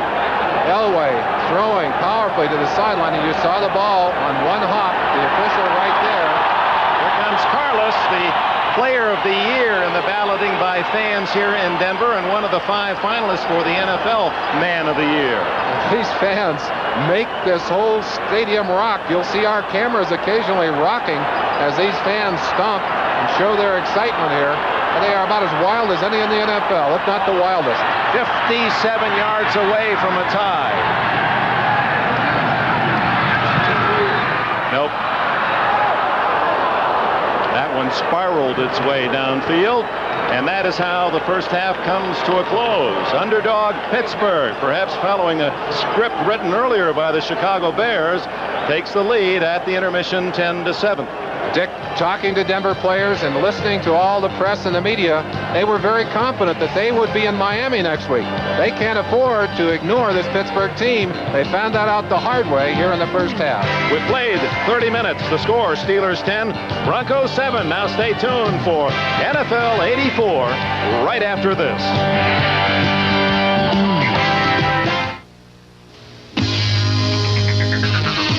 Last year, Mercedes-Benz introduced the new 190 class to America. Each one has rewarded its driver with a new kind of performance. Each one an almost uncanny balance of power and handling and riding comfort. Each one a remarkable automobile, even by the standards of Mercedes-Benz. The Mercedes-Benz 190 class for 1985, engineered like no other car in the world.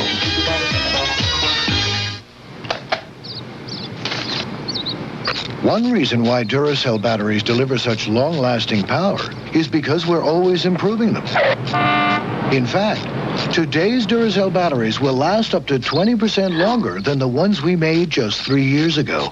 And we'll keep on improving them through rain, snow, sleet, dead of night. Duracell, the copper top battery. When it comes to making them last longer, we never stop. Night comes out to play. Turn it loose with the silver bullet. Find it, catch it, grab it, pull it. It's the right light one when you hit the town. Coors Light will never, never, never slow you down. Light, party right. Turn it loose with the silver bullet tonight. Coors Light beer. January's champions take to the ice. He thrilled the world with his gold medal performance at Sarajevo. Now, see Scott Hamilton in his only pro competition this year as he takes on Tyler Cranston at the World Professional Figure Skating Championships on NBC Sports World. She passed the test your little girl, she's And at halftime, with the Steelers leading the Broncos 10-7, I'm Bob Costas, along with Pete Axthelm and Bill McAtee. Another game of great importance played earlier today at RFK Stadium in Washington, D.C. The Redskins are finished for the year, beaten by the Bears 23-19. Now, it was 10-3 in favor of Chicago at halftime after an exchange of field goals. Mark Mosley for the Skins and Bob Thomas for the Bears, and then a touchdown pass on the option play from Walter Payton to Pat Dunsmore. It covered 19 yards in the second quarter, the 8th touchdown pass thrown by Payton in his career, and it was 10-3 at the half. Now let's pick up the highlights in the third quarter as we go to RFK Stadium. Of course, the key statistic, as you all know, on Coach Mike Ditka, he's the only NFL coach with a mustache. Now, with the score 10-3, the pass goes from Steve Fuller, who played well today in a relief role for the Bears, to Willie Gault, and the speedster, after spinning away from the initial tackle, winds up going 75 yards for a touchdown. They missed the point after, and they led by a score of 16-3. After an exchange of touchdowns, it was 23-10 in favor of the Bears. Late in the third quarter, Clint Didier makes a nice catch on this pass from Theismann. John Riggins scored a moment later, put it at 23-17. The Bears took an intentional safety. Their lead was down to 23-19 late in the game when Richard Dent, who led the NFC in sacks this year, came up with the 7th sack of the day for the Bear defense on Joe Theismann, stalling their last drive. 23-19 is the final score. The Bears move on to San Francisco to take on the 49ers for the NFC title and a berth in the Super Bowl, and the Washington season is over with. As we mentioned, Pittsburgh leading Denver at halftime in the game you're watching by a score of 10-7. Let's go to Ahmad Rashad at Mile High Stadium. Ahmad, we talked about John Elway on the pregame show. In at least one instance in the first half, he threw an ill-advised pass deep in Pittsburgh territory, which was picked off by Gary Dunn. That's about the only thing that he's done wrong so far in the first half. In the pregame feature, we mentioned his mobility, and he used that to get their first score on the board. Actually, the Denver defense is a very opportunistic defense. They get in there and they force fumbles all over. They forced 2 turnovers. Elway came in, used his mobility, got him in the end zone. What really impressed me was the way the Steelers came back. They have so much resiliency. They came right back, and towards the end of the half, Mark Malone showed that he is a quarterback that's going to be great in the future, because he had a drive that went right down the field. They got right back in the game, and right now they lead the game 10-7. Okay, Ahmad, thanks very much. Let's turn back to the Bears game against the Redskins, Axe. With about 8 minutes to play and a lead of 23-17, the lead only 6 because the Bears had missed a point after the Willie Gault touchdown, Mike Ditka elected to take a safety. He had his punter step back out of the end zone so they could punt from the 20-yard line instead of their own end zone. That made it 23-19, and it worked out for them. But at the time, it was a controversial move. It certainly was.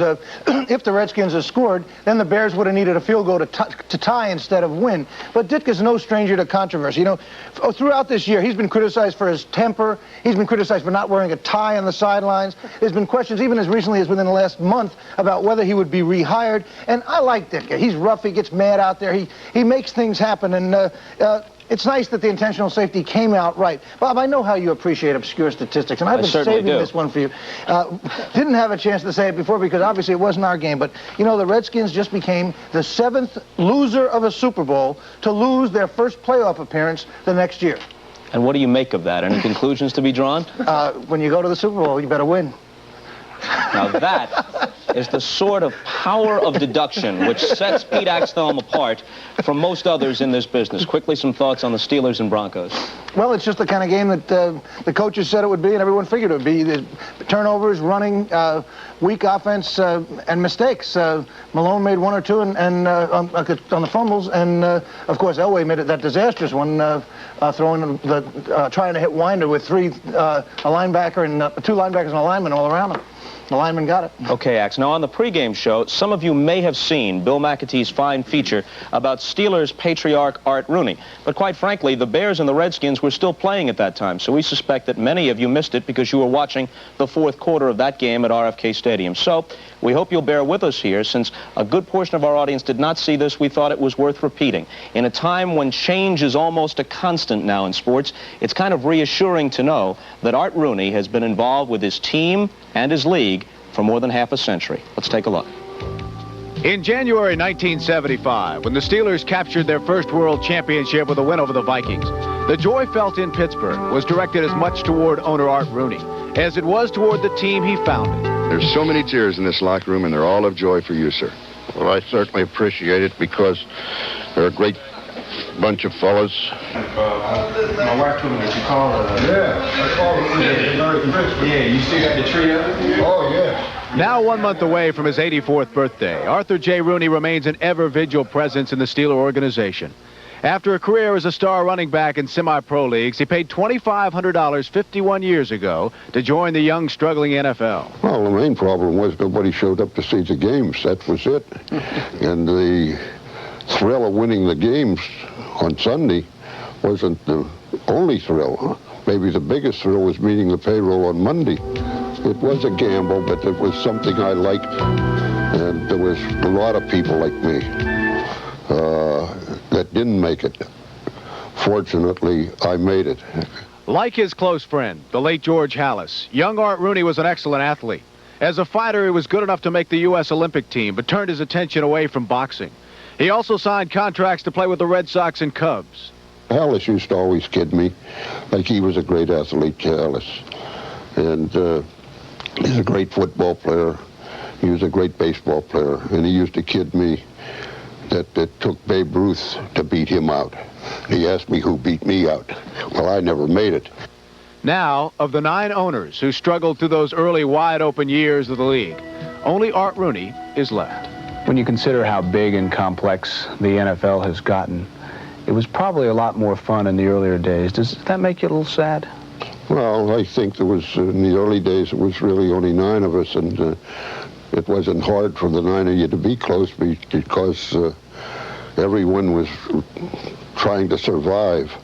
It's really sentimental when I look at them and talk to them because their memories are so important to me, and they're still with me, and they were all close to me, and in fact, we were all close to each other. And you miss them a little bit? Oh, yes, I miss them. Hello, Mr. Rooney. How are you? Good to see you. How are you? Fine, sir. Thank you. Best of luck on Sunday. Thanks a lot. You live about a 5 or 10 minute walk from here. How come you stay here? You could live out in the suburbs with the other affluent folks. I've lived here all my life. I lived right outside the door here until they tore all these houses down. I had to move to build a stadium and that. But I just like to see everybody. I come here every day. I'm one of the first ones. Well, I'm not anymore.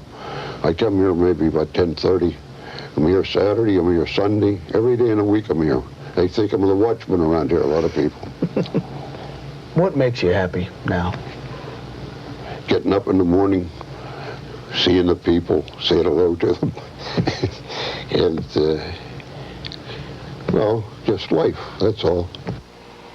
It's hard to spend time with Mr. Rooney without feeling that this man is one of life's really special people. Of course, one other thing he neglected to mention when you asked him what makes him happy in life, hearing Pete Axthelm pick Denver against the Steelers in today's game probably left Mr. Rooney overjoyed. We'll go back to Mile High Stadium right after these messages from your local stations.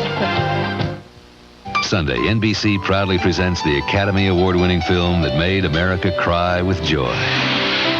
You're my knight in shining armor. Starring Katharine Hepburn, Henry Fonda, Jane Fonda, and Dabney Coleman in the story of one family's last chance for love on Golden Pond, Sunday. She passed the test, your little girl. She's really gonna drive. She's growing up. She's oh so proud. You can see it in her eyes. Generations of drivers have grown up with Amoco gasolines. And today, more drivers buy Amoco lead-free than any other brand. Expect more from Amoco. We go Amoco, that extra mile.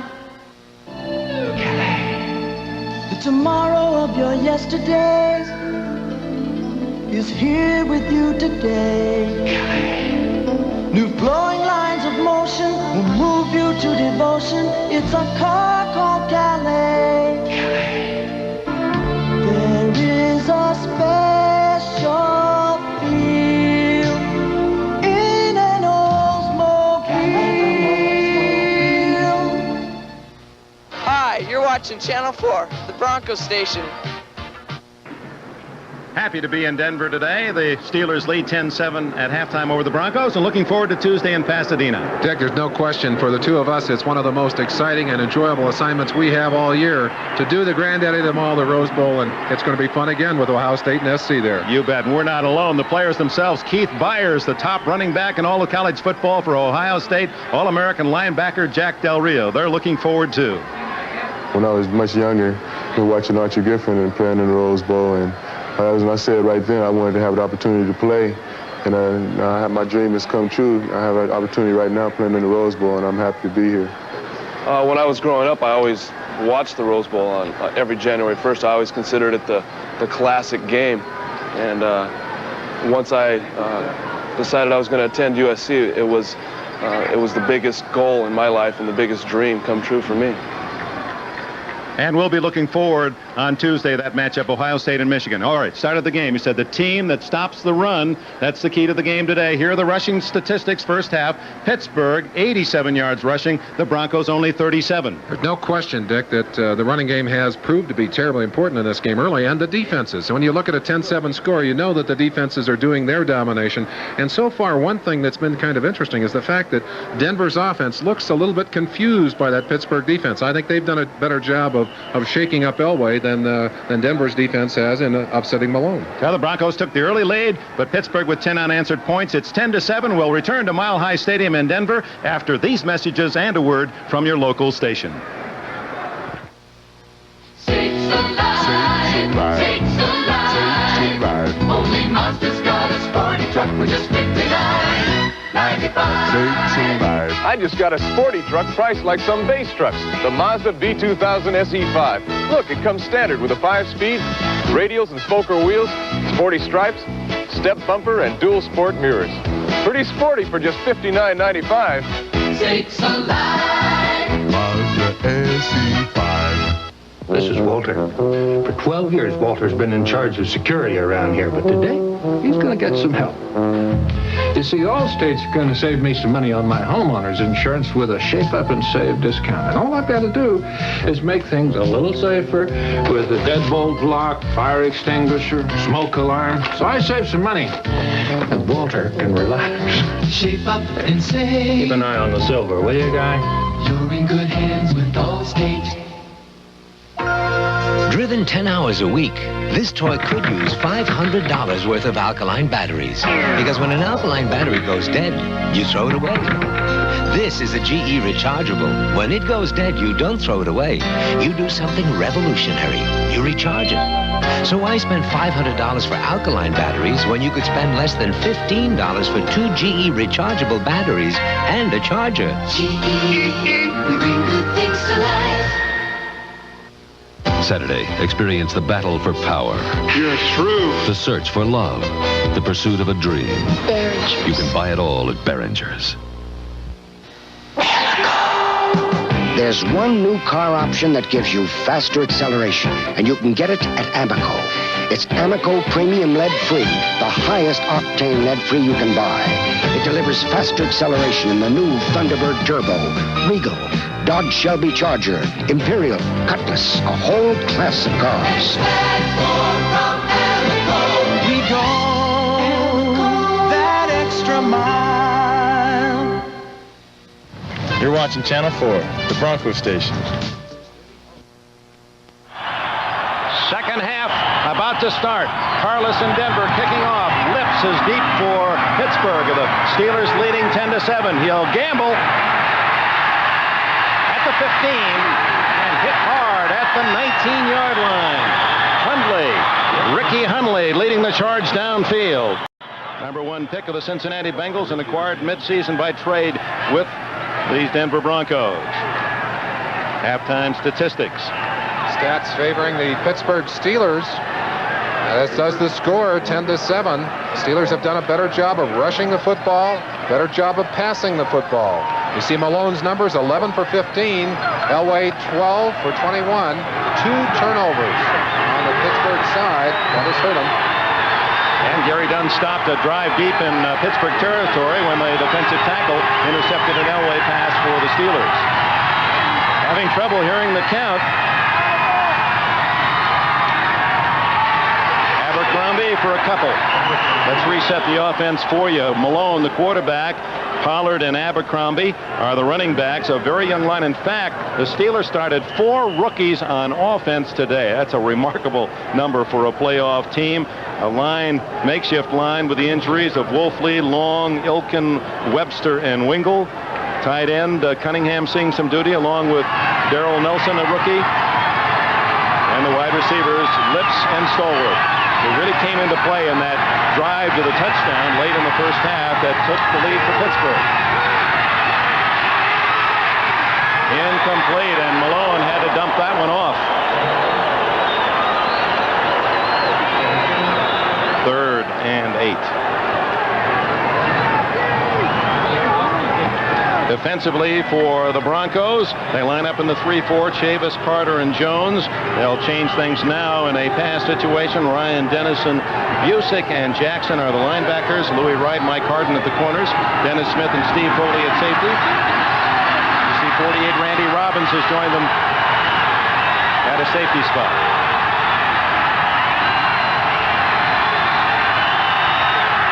Keith Roskoski in there at a guard position for Pittsburgh. Wide open is Lips, but he can't hang on to the ball. That would have been a first down at the 32. Pass was a little low, but one that Lips should have gathered in. Very first series, the Denver defense comes out roaring.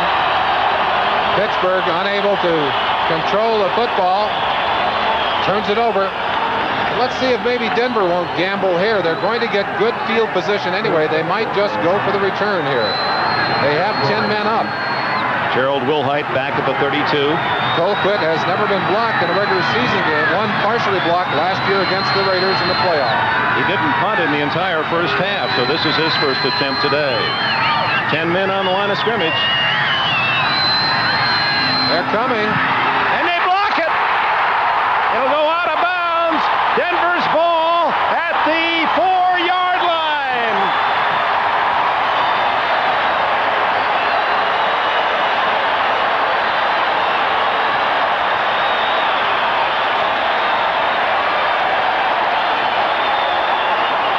Roger Jackson, 28. Unofficially, he got there first. It looked like they loaded up on the left side, but the block came from the right side as Jackson flew in and got his hand on that football and batted away. A close look from the other side at Colquitt, and there's the bat right there. Mike Merriweather, 57, trying to protect him, but Jackson flying over the top. The ball out of bounds just inside the 4-yard line, and Denver is celebrating. A devastating play for the Steelers and a tremendous lifting opportunity for Denver. First and goal just inside the 4-yard line.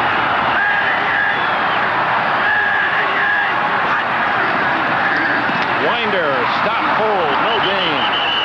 Credit Roger Jackson with a block of Colquitt, who in 6 years never had one blocked. He had one partially blocked last year in the playoffs by the Raiders, but that one as clean a block as you'll ever see. That one caromed way out of bounds at the 4. Colquitt is a 2-step punter and usually gets the ball away very quickly. A little bit slow that time, but I think a very hyped up Denver defense had gotten that special teams group pumped up, and Jackson flew in from the outside, got his hands on that football. Their coach Fran Polsfoot, who is battling with cancer. How proud he is of that particular play. Second and goal. Wilhite looks like he wants to throw. He's going to run it, and he's dropped at the line of scrimmage. That was a tackle-eligible pass. Dave Studdard, number 70, a left tackle. He had to announce he was an eligible receiver. He was the man in the end zone that Wilhite was looking for. They were going to throw that all the way back across, but a very alert Steeler defense was not fooled at all on the play. That's another one of those tricks that Dan Reeves worked on all week. Studdard from University of Texas. He caught a touchdown earlier. Now it's third and goal, and the Steelers could turn the emotion around if they should stop the Broncos from this golden opportunity. 10-7. Pittsburgh leads early in the third quarter. 2 running plays have gotten them nowhere. Let's see what Elway does here. He's out of the shotgun. Some confusion back there with Winder. Elway under pressure, has to throw it away. And the Steelers have held.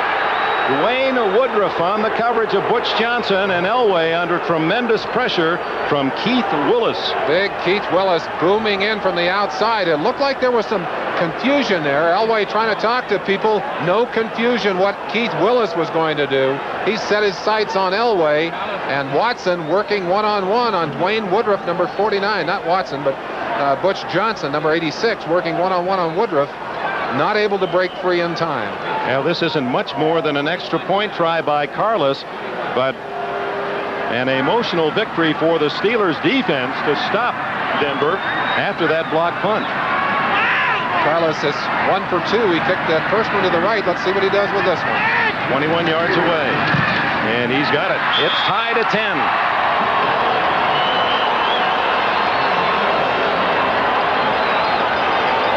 Well, the two defenses, we said early, Merlin, you underlined that fact, the strength of the two teams, the reason they are here, the defenses. Well, the defense blocks the punt, and then the Pittsburgh defense holds Denver to just a field goal, and it's even at 10.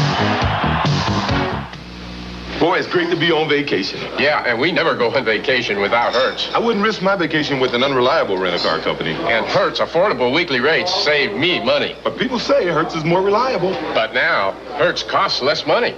Arnie, more reliable. Less money. Arnold, more reliable. Less money. Hertz Affordable Florida, only $79 a week. Now the rent-a-car company that gives you more is less. Less money. Boy, they let anybody in this place. These guys are lighting up. Give me a light. Bud Light. If you just ask for a light beer, you never know what you'll get. Give me a light. Bud Light. Hold this, will you? So if you want the less filling light beer with the first name and taste, don't just ask for a light beer. Give me a light. Ask them to bring out their best. Bud Light. Bud Light. Because everything else is just a light.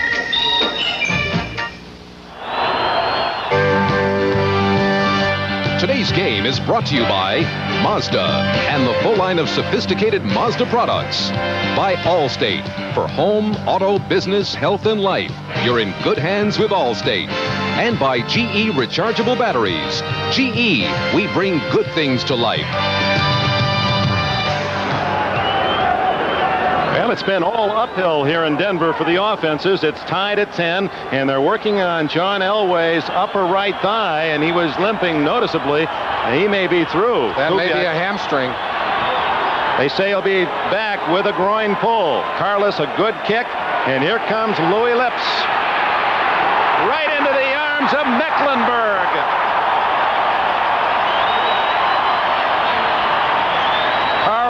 Mecklenburg from Minnesota. The size of a defensive lineman, the speed of a linebacker. In fact, he'll even run with the defensive backs. Look how quickly he's downfield. Eludes the block right there by Todd Seabaugh, number 59, and then just grinds up little Louis Lips. And this Denver team is coming on with an emotional surge here in the second half. Well, at Mecklenburg at 6'3" and 250, they might want to make a fullback out of him. He has 2 interceptions this year, one for 63 yards and one for 42. Flag down as Pollard is wrapped up. It looked like the flag was thrown and the whistle blown before the play. Everyone kind of stopping. Gives us a chance to talk about Pollard, who had an exceptional first half and maybe the key to the Pittsburgh lead at the intermission. We had our eyes early on Abercrombie, but it's been Pollard who has carried the load so far for the Pittsburgh running attack. Ball marked at the 9-yard line, a 5-yard penalty for illegal procedure. You see that picture shaking. That's the whole stadium rocking with these Denver fans. They're encouraging their defense here. Has to be impossible for Malone to be heard. Pollard breaking tackles and gets to the 15-yard line. Pickup of about 6, which will put him over the 80-yard mark for the afternoon. We pause briefly for station identification. From Denver, this is the NBC Television Network. You're watching Colorado's news channel, KCNC TV, Denver. Olson, it's tied at 10. The winner goes to Miami for the AFC Championship next Sunday. 2nd and 9. Pollard and Abercrombie behind Malone.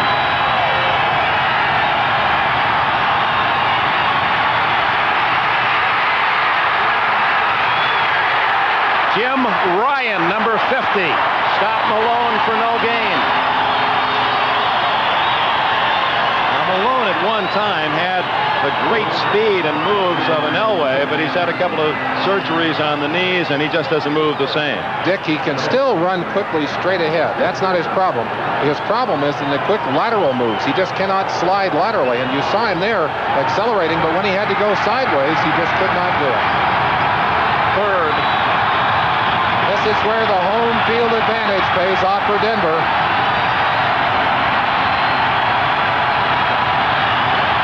Stadium rocking. Malone batted in the air, almost intercepted.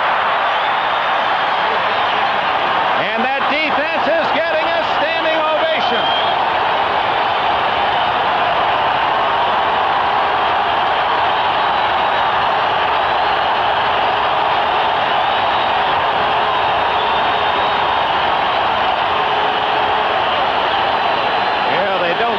Respect around the country, they say, but boy, they get a standing ovation here at Mile High.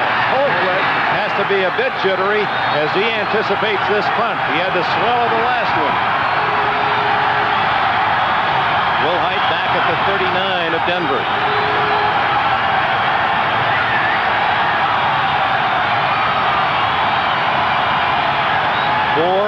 They just beat the 30-second clock. Beautiful kick. That's a line drive, though, Dick. They'll get a return off of it. Will Height to the 50, to the 47 of the Steelers. And again, a little extra push and shove. Chris Brown, rookie from Notre Dame, made the tackle. There's Joe Collier. He's looking at some of those instant photos of the various alignments. Collier, the man who calls the plays defensively for the Bronco defense. He's the man who sent in those aggressive blitzes. You see Dennis Smith coming in, Mecklenburg coming in, an all-out blitz, and it paid off. 10-16 remaining in the third quarter of a tie game in Denver. Hey, could I tap some of your computer expertise, son? So you finally gave in? Yeah, for starters, how does the disk fit into the disk drive? Okay, the Army can train you to program, operate, or fix computers. What does the printer interface do? It lets the computer talk to the printer. They talk to each other. What do they say? Then there's a telephone modem hookup. And the computer training you get is yours forever. Be all that you can be. Like you're not going to be the only computer expert in the valley. Find your future in the Army. It doesn't take much looking for you to know the Mazda GLC sedan is a lot more than mere transportation. At $66.95, you also know it's an outstanding value. And when you look inside, you see seats you just wouldn't expect in an economy car. You see one of the largest interiors in its class, and you experience a precise shifting 5-speed. But one thing you may not know is just how much fun it is to drive. Mazda GLC sedan. Experience it. Well, here in Denver territory, you can see John Elway, that wrap. It looks like he's wearing a holster for that groin injury. What does that do, that injury, Nolan? Well, if it's a severe one, you can have a hard time with it. He may not show the mobility that's made him so dangerous here in the first half. We'll have to keep an eye on it, Dick. He starts from the Pittsburgh 47. Oops. Movement by Wright. Complete to Winder, but it appeared there was illegal motion against Denver. Jim Wright, the tight end. I don't see a flag. Oh, how could... I don't see a flag, Dick. Well, it was obvious. Well, now, the tight end can move. Not forward. Well, he can move forward if he stops, if there's a 1-second pause, but I don't believe he was stopped for a second, and it looked to me like he was had his head over the ball. Chuck Noll, I'm sure, absolutely frustrated on the sideline. He was looking right down the line at that play. Now maybe we'll have a shot of it, but they're already out of the huddle. 2nd down and 2. That's a break for the Broncos.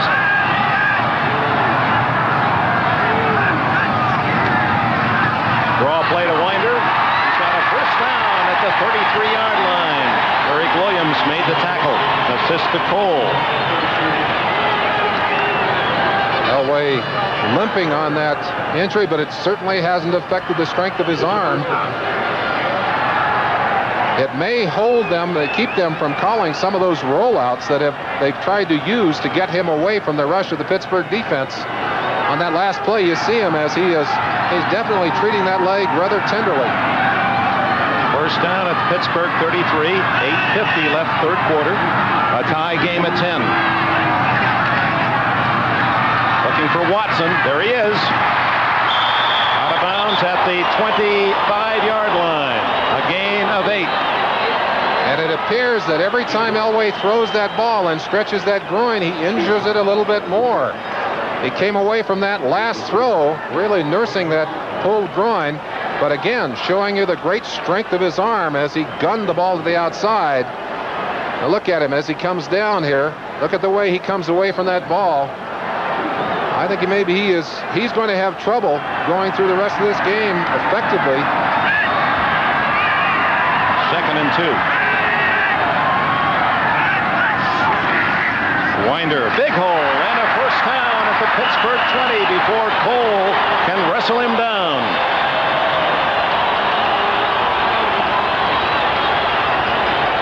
Now the gauntlet has been thrown down by the Bronco defense. They've come out and dominated so far in the second half. Tony Dungy, the man who calls the defenses for the Pittsburgh side of the line, has got to get his troops rallied here. He's up in the booth. We got a shot of him earlier in the day. Now he'll be sending those defenses down through one of his coaches on the sideline and out to David Little, who's his leader on the field.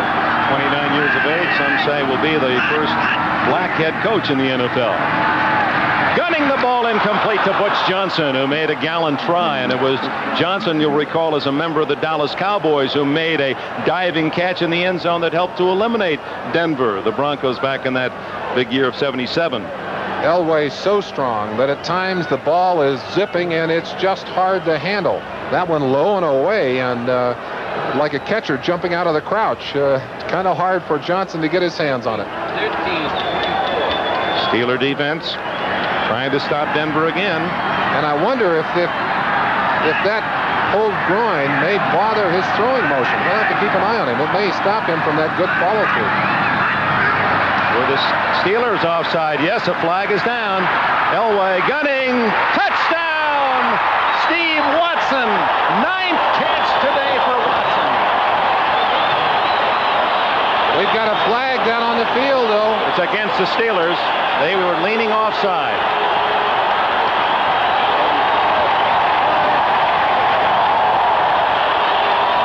Steve Watson capping another remarkable year. 9 catches for Watson. And he's working on a career best 158 yards today. And that was a bullet thrown by Elway. Try for point by Carlos to make it 17-10.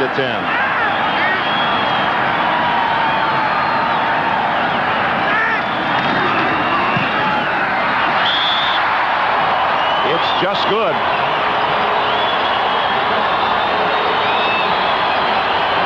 We'll go back and pick up that touchdown throw by John Elway, looking right into his face.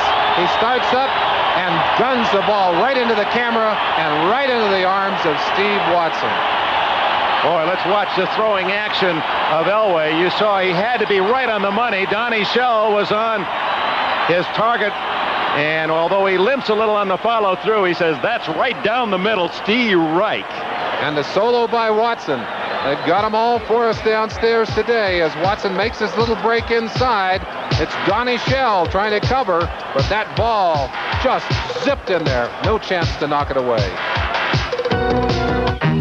Give me a light. Bud Light? If you just ask for a light beer, you never know what you'll get. Give me a light. Bud Light. So if you want the less filling light beer with the first name and taste, don't just ask for a light beer. Give me a light. Ask them to bring out their best. Bud Light. Bud Light. Because everything else is just a light. We looked at a lot of sport trucks, but we bought the lowest priced one in America, Mazda's new B2000 Sport LE. And while it's nice to know it comes standard with sporty two-tone paint, radials with spoker wheels, chrome bumpers, bucket seats, and a 5-speed, it's even nicer to know it's priced over $1,300 less than Nissan's or Toyota sport trucks. Sakes alive. Sakes alive. Only Mazda's got a sport truck for just $67.95. The best and the brightest of the bowls are on NBC. As the granddaddy of them all, the Rose Bowl pits sensational running back Keith Byers of 5th-ranked Ohio State against the Pac-10 champion USC Trojans. College football's best and brightest. On New Year's Day, America loves its sports. NBC style. Well, the number 1 son is Steve Watson, whose 9th catch from Elway has given the Broncos and their frenzied fans the lead 17-10 with 7:15 left in the quarter, and it is an uproar here at Mile High Stadium. Lips at the 1. Louis Lips looking for a crack and fights to the 34. 33 yards on the return. Go back and take one more peek at that. Well, we're going to take a peek at the man who made that play. Steve Watson getting a well-deserved rest on the sideline. Yeah, it reminds me a lot in temperament of Steve Largent, the great receiver with the Seahawks. He's a very mild-mannered, low-keyed sort of guy. Expresses himself in a different manner on the field. This crowd trying to make it impossible for Malone to be heard. All day to throw, and there's Lips. First down at the Denver 43. Louis Lips, what a pick he was out of southern Mississippi. 23 yards on that play. There's Lips breaking down. He's got plenty of time to work on Louis Wright. Wright knows he's got help down deep. Lips finally hooking up inside of that help. That's the safety back there behind him, but gave him plenty of room on the play. You'll see it from behind. Malone looks left and then finds Lips right there. Dennis Smith finally making the play. Malone's protection, the key to that play. Frank Pollard trying to get outside. And he's ridden down at the 40. Steve Busick making the play, the backer from Southern California. Busick came up with that football after the play. You see Pollard now has 9 carries for 71 yards, but he does not go anywhere. Watch Busick strip the ball right here. Look at him go after that football. Now he'll come away from that stack with the football. The official said that he was down, but that's the way Denver has taken the ball away all year long. And it looks like Pollard hurt his shoulder, Dick. Abercrombie gets the call, and he dances close to a first down, and I believe he has a first down inside the 33-yard line. Dennis Smith at safety making the play. Smith, one of those rare athletes at safety that has the talent to cover man for man, and that is a tremendous bonus in the deep defense of the Broncos as you look at Pollard. Well, the control of this game established on the line of scrimmage, and right now the Steeler offensive line trying to get it back. Rostowski's done a good job on there. Wolfley, Webster, Long, and Ilkin all trying to get this thing moving. They want to get the ball back into the end zone, get this game back to a tie. 3rd and inches? No. First down, Pittsburgh. This is what they're working for today. $10,000. The winner today automatically will go up to the $28,000 level, and then the winner next week in Miami shooting for the Super Bowl prize, 46 or 64. It really is the $64,000 question. The experts saying Miami and San Francisco, but there's some other teams that are going to try to beat the odds. Wide open is Lips, and he has another first down near the 15. Louis Wright body slams him, but Lips holding onto the football and a 17-yard advance. A nice throw by Malone. Again, time to throw the football, and they've established that running game. They're giving themselves room right here, but look how deep Louis Wright plays Lips, respecting his speed.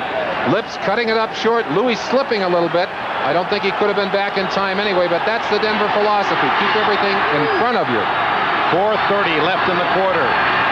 Pittsburgh driving toward what would be a tying touchdown. It's 17-10 Denver. Abercrombie. Or you could see the instincts of Abercrombie setting up the blocks. That instantaneous little fake and move as he feels the defense. It didn't look as if there was much there, but he gained nearly 5. Well, he just sacrificed his body on that one, threw himself in there. With Pollard out of there, they lose some of the punch. Pollard is an excellent blocker.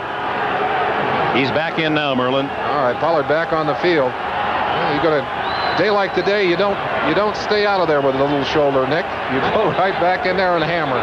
Well, they've been alternating to Lips. He started it with a 23-yard gain, then Pollard ran, then Abercrombie, then Lips, then Abercrombie. And now, will it be Lips' turn? Or will they stay on the ground? Both Stallworth and Lips to the left.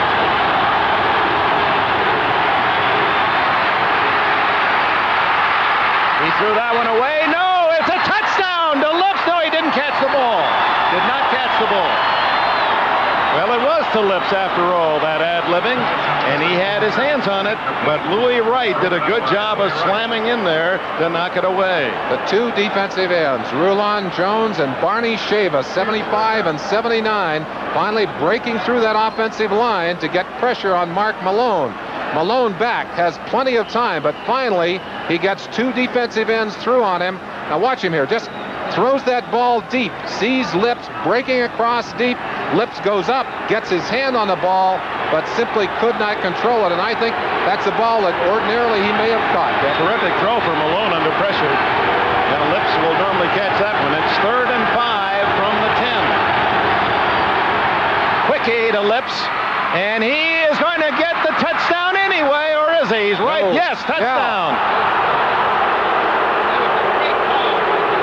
And you got a reaction from Chuck Noll on the sideline on that one. The thing that is rather amazing about Louis Lips is that he has such great strength for a small receiver, and he is not afraid to stick his nose in there.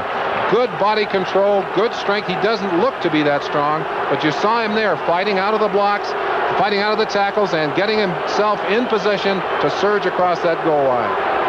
Here's the try for point by Anderson that would tie it at 17. Colquitt to hold.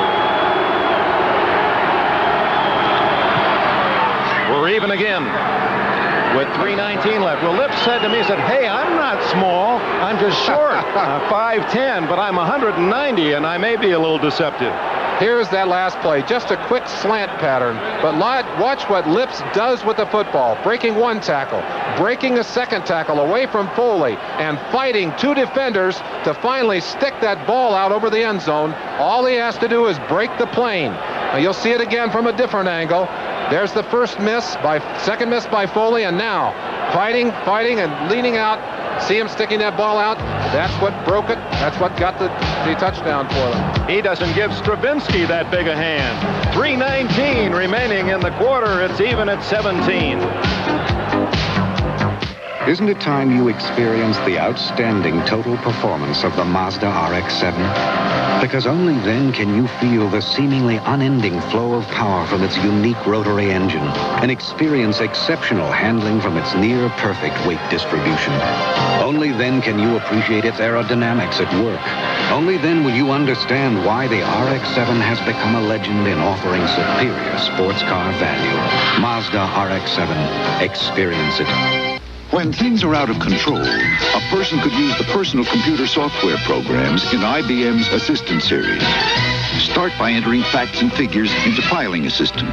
Then move the facts around to work up a plan. Or draw up a graph.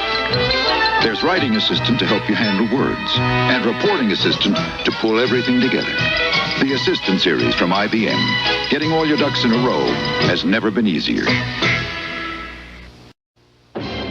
NBC invites you to the television event of 1985. AD, where good and evil collide. Well, that young rookie Louis Lips is in the early running for our Bud Light Most Valuable Player today. Is Steve Watson, his counterpart with the Broncos. Well, two of the game breakers we mentioned. Anderson kicks it off. He really roots it. Wilhite not going to take a chance. They'll start at the 20 with 3 minutes and 13 seconds left in the third period. When you pull a muscle in a game, like a groin muscle, and we're talking about John Elway, very often the thing that hurts you most is having to come off the field and sit. We'll keep an eye on Elway to see how, and it looks like he's moving pretty well, but we will watch him anyway. Let's see what the Steeler defense is going to do, Dick. They're back even now. They know that they've got to put some pressure on Elway. They've got to start making things happen defensively. Now you look at Dunn. He still has that Joe Green, that kind of that cross stance. Yeah, that's that old offset. Elway comes out throwing to Watson, and he's got another one for a painful 5. And that gives him a career-tying high of 10. Well, that breaks his mark. 10 receptions for Watson, 10 for 163 yards. That's the most he's ever caught in an NFL game. He saved his best for a most important afternoon. Elway comes right out throwing the ball, but you saw the hitting by the Steelers on that play. That scoring drive, 7 plays, a long drive, 66 yards. Denver does not usually allow people to carry it down the field and stick it in the end zone that way. 6 yards for Watson on the catch. Ooh, tight end right has a first down at the 32. You see the throwing action of Elway. He throws that ball so hard. In fact, I was talking to Dan Reeves about Elway's difficulties in that blizzard against Green Bay earlier in the year when Elway was almost totally inefficient, and he said the reason he could not hang on to the ball. He throws so hard. You see that powerful throwing motion. I've never seen a quarterback with as much arm strength or using as much arm strength in throwing the ball. There's a Yankee signee, a baseball player using the arm and the bat, a good hitter, but he's elected now to concentrate on the NFL duties. First down, Winder. One thing that Steeler defense has denied that a lot of teams couldn't stop is that cutback by Winder. They seem to be waiting for him. As you talk to people who have watched this Steeler defense, in fact, Reeves said it himself. He said they are the most active defense we've played, and great strength at linebacker, great speed at linebacker. It's a characteristic of both of these defensive teams. They really flow and swarm to the football. We have a good statistic to show you on that. The 1,000-yard rushers this year and how they've fared against that Pittsburgh defense. Winder is the 6th. Was he clobbered, and the ball is dead. That is not a fumble. As Keith Gary, number 92, drilled Elway. It's a sack of 9 yards. And I've got to believe that Elway's injury may be hurting him. Ordinarily, you probably would have seen Elway reversing out of there. He's not afraid to whip out of there. Let's watch him here. He feels the pressure, and you kind of saw him being tentative right there. I think ordinarily he would have whipped out of there and run the opposite way, but that injury is hurting his mobility at this moment. The other thing is it may be a tip for the Pittsburgh defense. They're going to figure, hey, we're going to know where to find him now. We're going to look for him in that pocket instead of his rolls or any scrambles. That takes away some of the secret and some of the mystique of this Bronco offense if Elway is back in that pocket and can't get out. Third down and 19.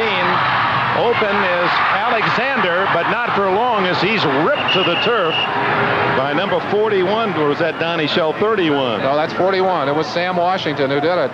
Washington following all the way in from the outside. But look at Elway. He's suffering with that groin, hoping he could get the ball into the hands of a receiver who could sprint, make something out of that play. But Washington following him all the way in, and you'll see it here. Washington coming in from the outside. Alexander has the ball there, but again, defensively, they know how far he has to go for that first down. Shell, number 31, also there to assist on that tackle. Looking at the clock, they don't have to punt it. They can let the clock run out here in the third quarter, and apparently Chris Norman would rather kick in the other direction. 1 second, and that's it. The end of the third quarter. 10 points for the Broncos, but the Steelers have come back with a touchdown of their own in the third quarter, and after 3, it's tied at 17. We'll be back in Denver after these messages from your local station. Monday, a New Year's Eve special from Florida, the Orange Bowl Parade. Share the excitement with host Joe Garagiola and Grand Marshal Bob Hope. Then, Robert Conrad stars on the NBC Monday night movie as a hard-nosed Marine trying to shape up a school of misfits. Let me welcome you to planet Earth. And it's Hard Knocks, Monday. on, keep up the pace. Now the Cherokee and Wagoneer are #1 against Bronco and Blazer. Your big wheel dealers are celebrating. Hey, get the lead out. With the #1 sale, the biggest of the year. Looking good. Exciting Cherokees, Grand Wagoneers, and tough American Eagles. #1 deals on #1 cars from the #1 dealers. The Big Wheels, Colorado East, Bob Bundy West, Osborne North, Broadway South. Just tell him John sent you. John who? This is the time of year when we gather from far and near, and we welcome the season in, and let all the love begin. And the jokes you tell, and the songs you sing, and the sight of your smile still means everything. And I finally get to say, I think of you every day. I'm on happy holidays, Coors to you. From the people at Coors. Sometimes, in United's friendly skies, it's best to do nothing at all. Morning. I was up all night getting ready for a meeting. You have about 2 hours to relax. Now this is all I want. There's a do not disturb sign on 24H. Flying high across the land, we're giving you everything we can. We've got more to give along the way. You're not just flying. Thanks. Great flight. It was nothing. Fly in the friendly skies. Hi, you're watching Channel 4, the Broncos station. Today's game is brought to you by Ford and your Ford dealer. Have you driven a Ford lately? By exceptionally smooth Michelob. Where you're going, it's Michelob. And by Wang. Wang puts people in front of computers. The second season for Pittsburgh and Denver starting today, and through 3 quarters, they're even. Those statistics actually mean nothing. Throw those out. They're tied in the game score, and they're playing 15 minutes or sudden death to decide who goes to Miami. Chris Norman will open the 4th quarter with a punt to Lewis Lips. Dangerous return man going to the prone bowl for his returns. Very high, deliberate kick. Lips. Bubbles! And a scramble. Denver says they have it. It looked like he'd lost the ball at the bottom of the stack, but he was reaching and grabbing, and now they say he has it. Oh, Lips on a scramble to recover his mistake in that pile of humanity.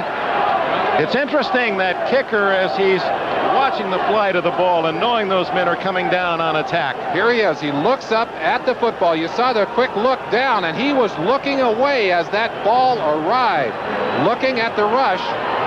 Here's another shot of it. You see him drop his eyes to look for the rush just a little before it arrived, and that was what killed him. But he fought for that ball under the stack and got it. That took an athlete to scramble back and get it. There was nothing but orange around him. Time out. It's tied at 17. A lot of long-distance companies would like you to think they're just like AT&T. But take a closer look and see how different they really are. No operator service. No immediate credit for wrong numbers, and no service from many small towns. Only one long-distance company gives you full service, only AT&T. Sometimes there's just no substitute for the real thing.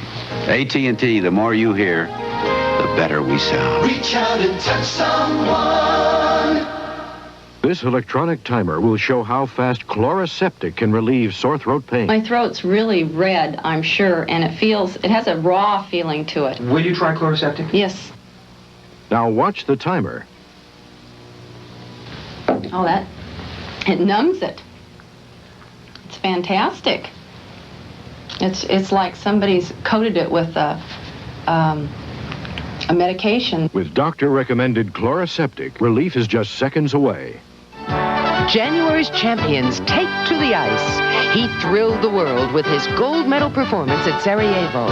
Now, see Scott Hamilton in his only pro competition this year as he takes on Tyler Cranston at the World Professional Figure Skating Championships on NBC Sports World. I don't think we've ever seen that shot before on television. Ted Nathanson, Larry Cirillo producing this.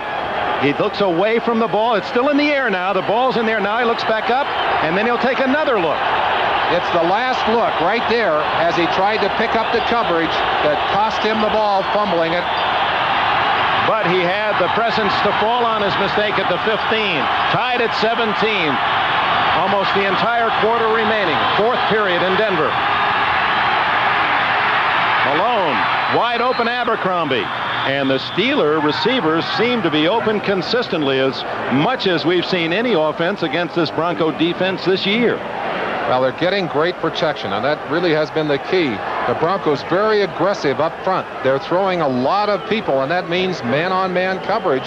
The result is that when Malone has had time to throw the football, and you see Collier trying to get his defensive troops fired up. When Malone has had time, he has been able to find his receivers.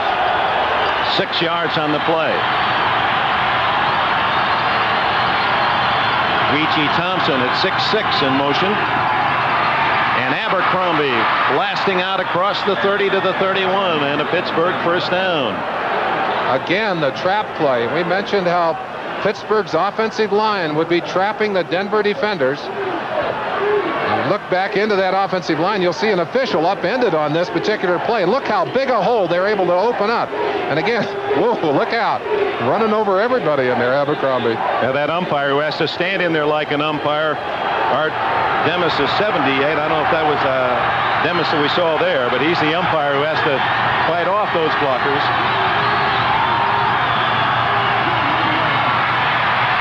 Malone again, plenty of time to find Pollard. And Frank Pollard is to the 40 and near another first down before Jim Ryan and Dennis Smith can collaborate. And it's apparent that the Dick Hoke, who coaches these backs, has told them, when you get in traffic, you cover up that football. Pollard locking that ball up with two hands as that Denver defense swarmed out there, was able to control it. That's a fine gain, second and short. In this particular situation, the offense can do anything they want to do. It's literally almost a throwaway down for them. Often this is an opportunity to try a deep shot downfield.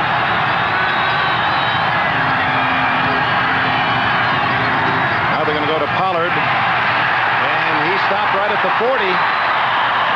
Busick and Wright, and Louis Wright coming up that forced that play from the corner. The Broncos have been putting their halfbacks up close to the line in a wing position, and they're using those halfbacks to kind of bump the defensive ends. In that particular situation, he was blocking, but Louis Wright flying in from the outside, showing you his athletic ability, shut off all of the alleys to the outside, and there was no room inside for Frank Pollard. Louis Wright said, I have the typical cornerback personality, introverted and sometimes temperamental. 3 running backs in the game right now for Pittsburgh. 3rd and 1.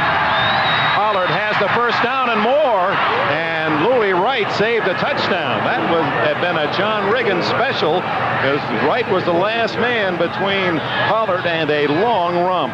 Number 38, Elton Veals, one of those rookies that we've been talking about, in at a wing position. He'll start in motion and head down and become a blocker as he starts up into the line, burying a shoulder right in Tom Jackson's ribs, making some room inside for Pollard.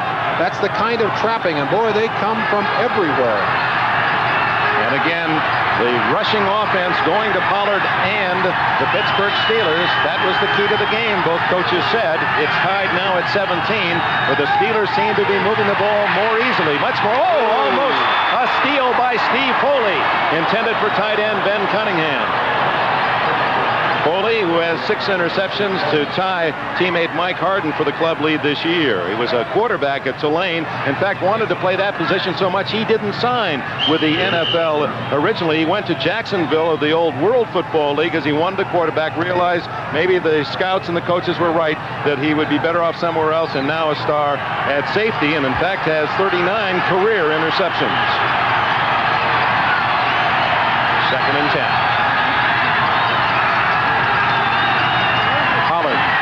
Big hole, and he is to the Denver 46-yard line. A gain of at least 6 more, and maybe a 7-yard gain. 3rd down, and between 3 and 4 yards. Earlier in the game, Rich Ehrenberg on a kickoff return to start the game was hit in a high tackle, broke his nose, and he's still suffering a headache from that blow, and obviously we were wrong. He will not play today. The Steelers continue to go right up the middle. Walt Boyer in there for Ruben 9 Broncos on the line of scrimmage, and one of them stops Pollard.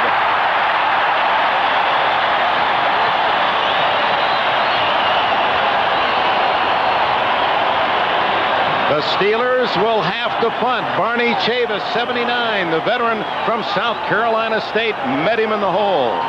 With all the youth and all of the enthusiastic youngsters on this team, appropriate that one of the 12-year veterans, one of the real pros on Joe Collier's defense, would be there to make that big play. So just as the Steelers seem to be moving the ball with ease, Foley makes a fine play on defense, then Chavis follows up with a stop. And on 4th down and 4, Colquitt to punt. Wilhite is at the 10. Too much time, the 30 seconds. And that won't bother Colquitt. He'll just be able to hit it a little harder. Amazing how that block has affected the Steeler punting team, though. They looked as the same setup was laid up out there by the Bronco rushing team, and you saw some very worried bodies as they were getting ready to try and block. Merlin, often a forgotten, we were talking about this yesterday, a forgotten man in football is the up back in that punt formation. He's the one that has to call the defensive alignment, and that pressure rests on Ron. Is that Ron Johnson? Can't quite read his number. No, it's not Johnson. 26, Scoop Gillespie, the rookie from William Jewell, is the man who's the up back, has to call out the defenses. Here they come. Wilhite, well, that was a half catch, and he covers at the 14-yard line. He started to raise his hand, then he dropped it. That would have been an interesting call for the official. It was not a clear over the head for fair catch. It's academic. He falls on the fumble at the 14, a 37-yard punt by Colquitt.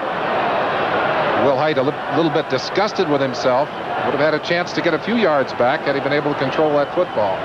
It's a 10-minute season, tied at 17.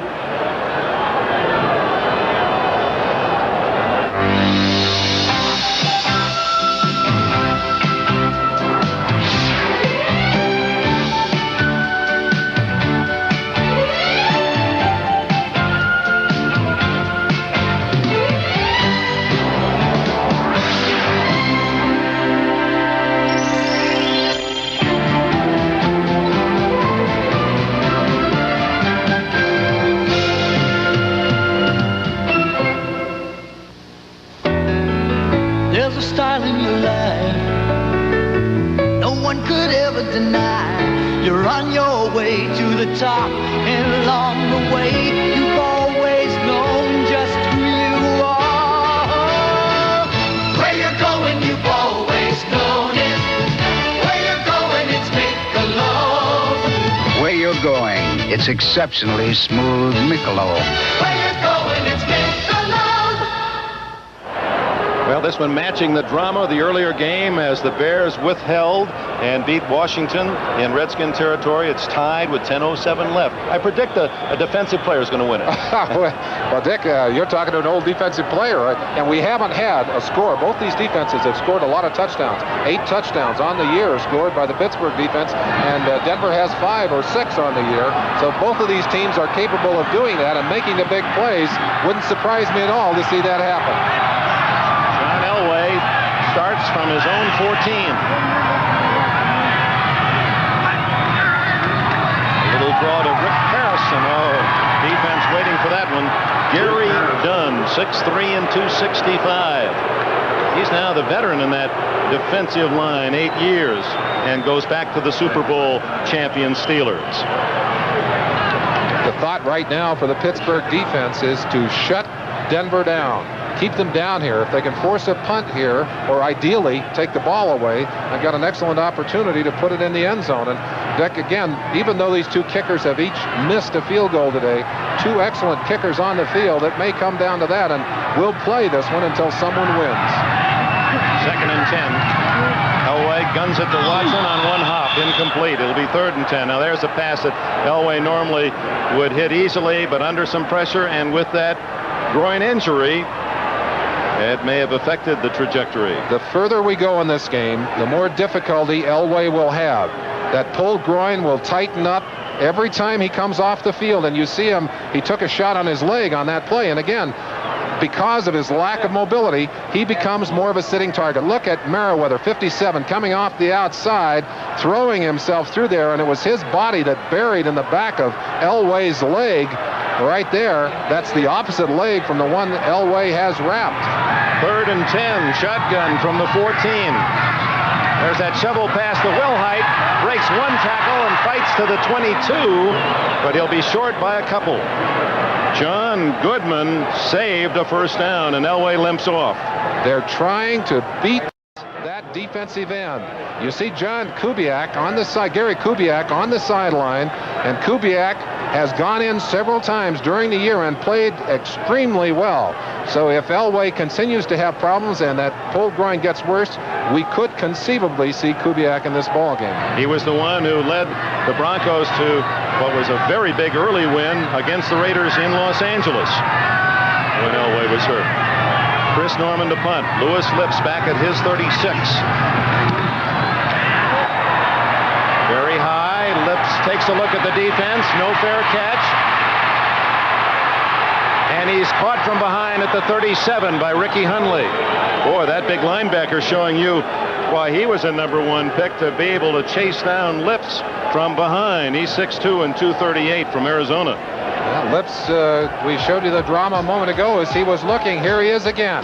The punt, you see the punter, he looks back, looks at the coverage, back up at the football, back at the coverage. Boy, that is dangerous business, but this one he fields cleanly and gets away for short yardage before he's finally run down by number 98, Ricky Hundley.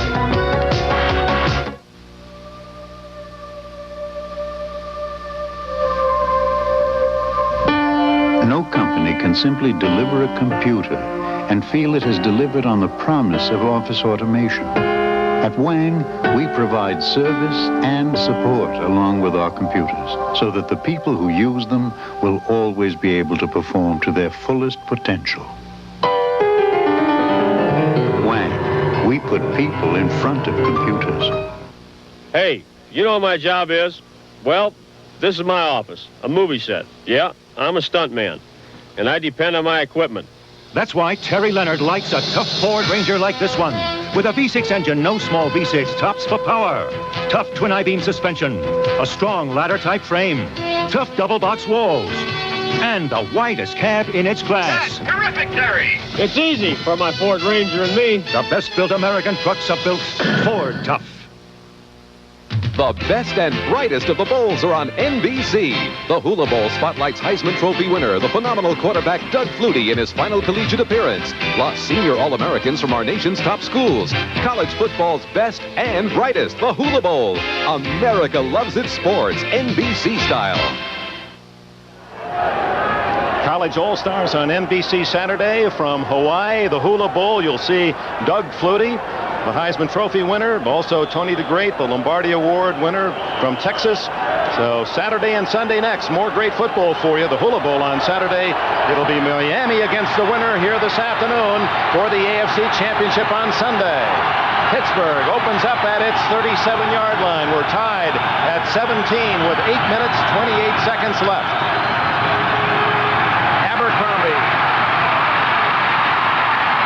Finally knocked out of bounds at the 46 of Denver, and Abercrombie ripping off another big gain, and Elway with that facial expression acting as though he may not be able to continue. It's not the groin pull now, it's the left knee. You saw him buckle under on that play where Merriweather rolled on his back of his ankle. Again, credit that to the lack of mobility. Ordinarily, with those quick feet, Elway would have been out of that pocket, would have been sliding and stepping, but he just can't move, and it's cost him in the second half. First down, Steelers on an 18-yard run by Abercrombie.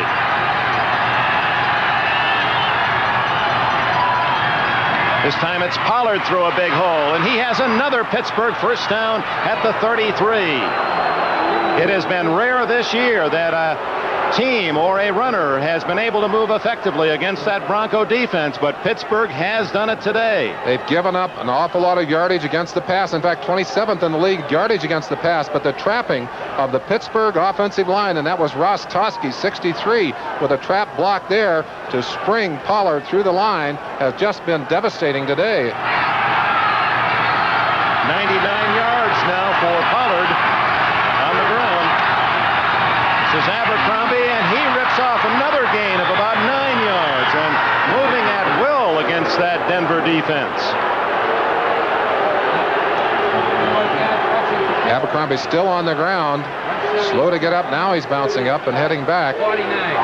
Merlin Abercrombie now has caught 4 passes, and he has run 14 more times. That's 18 carries. That means 179 times this year he's handled the ball without a fumble. All year long, Abercrombie has not coughed up the ball. Paying big dividends after a long wait on that first-round draft pick by the Steelers. First down well within field goal range. It's tied at 17, and Abercrombie did not get off the ball well that time. I think he knew how much he needed for that first down. I think he's picked it up. Gary Anderson strips off his warm-up, and he's starting to visualize himself kicking that ball through the goalpost, through the upright. You see him right there. He'll be thinking his way through that kick. And he's thinking his number 1. He'd rather have it a 1 than a 3, and there's the 3-man, Carlos. Field goals have decided 8 of Denver's 16 games. Half of their games were 3-point games, Denver winning 6, losing 2. And how many times have we seen Denver's defense come up with a big play as you get down deep in their end of the field? First down at the 23. Abercrombie. He's caught for a loss by Dennis Smith. He has played an outstanding game. Smith, the strong safety, 6'3", 200 pounds. He was a 7-foot high jumper in college, but he's aggressive as well. You talk to the coaches on the Pittsburgh side of the line, and one of the people they singled out very quickly was Dennis Smith, for his great athletic ability and his hitting ability. He really comes up there and socks people. Less than 6 minutes remaining. 17 all. Second down and 13.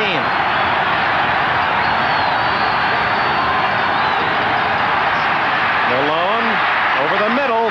Ouija Thompson to the 11, and that'll be a first down for Pittsburgh as Thompson, the rookie from Florida State, has his first catch. Thompson has been a decoy much of the day. Here he's working one-on-one on Louis Wright, goes inside. Wright knew he had help inside, but suddenly there was no one there. Ouija Thompson, fighting for that extra yardage, did not have the first down until he turned upfield. 6'6". He stretched his frame on that one. You could see he made those 17 catches during the season count, and better than 17-yard average.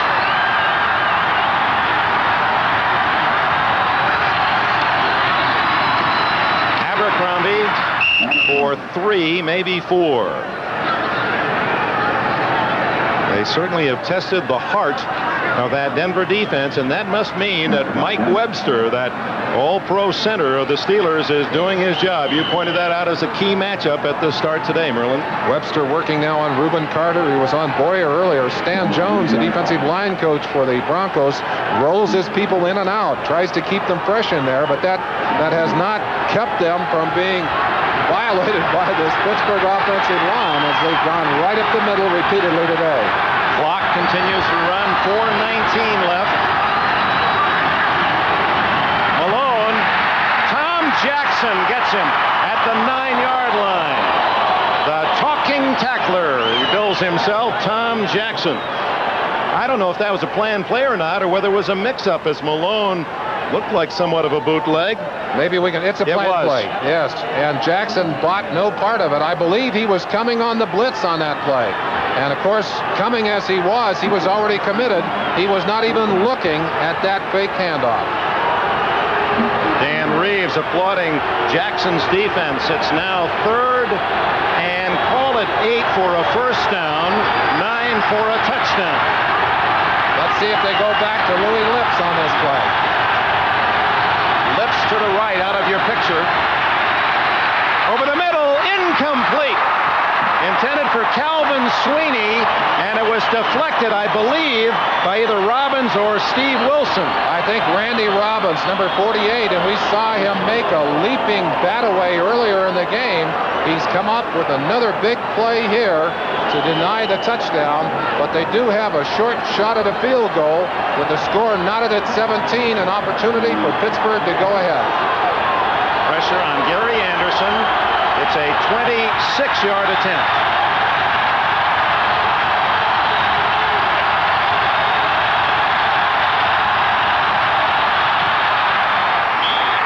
No good. He missed to the left. Oh, my.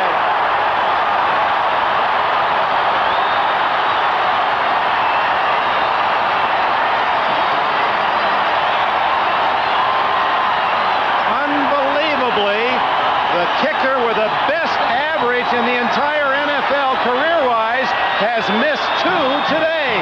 And that one just sliding wide left. He missed the first one earlier to the right, and this one hooking off to the left. Well, you saw Anderson's reaction. What about Dan Reeves' reaction? He had to consider the 3 points in the bank, but he gets a reprieve, and with 3:35 left.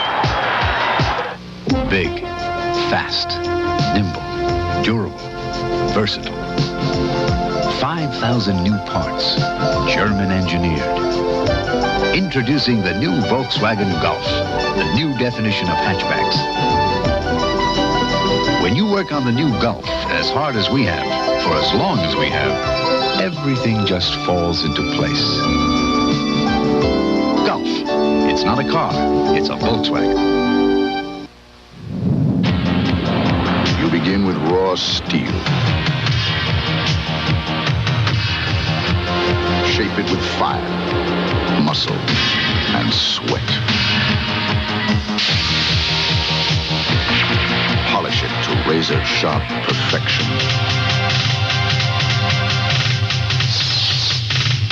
We're looking for a few good men with a medal to be Marines.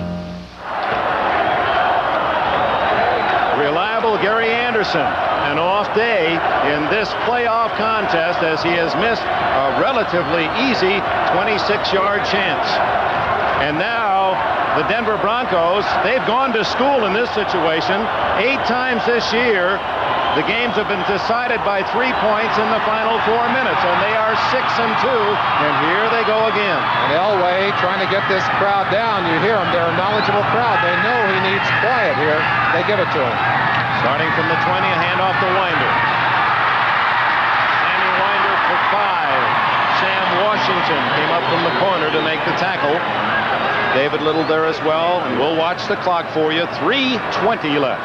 Reeves a little upset. The substitution late going on the field. He wanted Alexander out there, and big Daddy Wright coming off the field gives Elway a little bit of outside speed and takes the big tight end out of the ball game.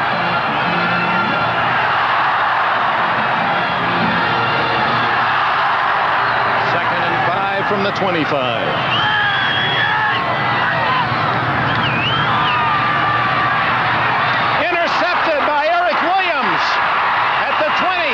Williams is out of bounds at the 2-yard line. Eric Williams.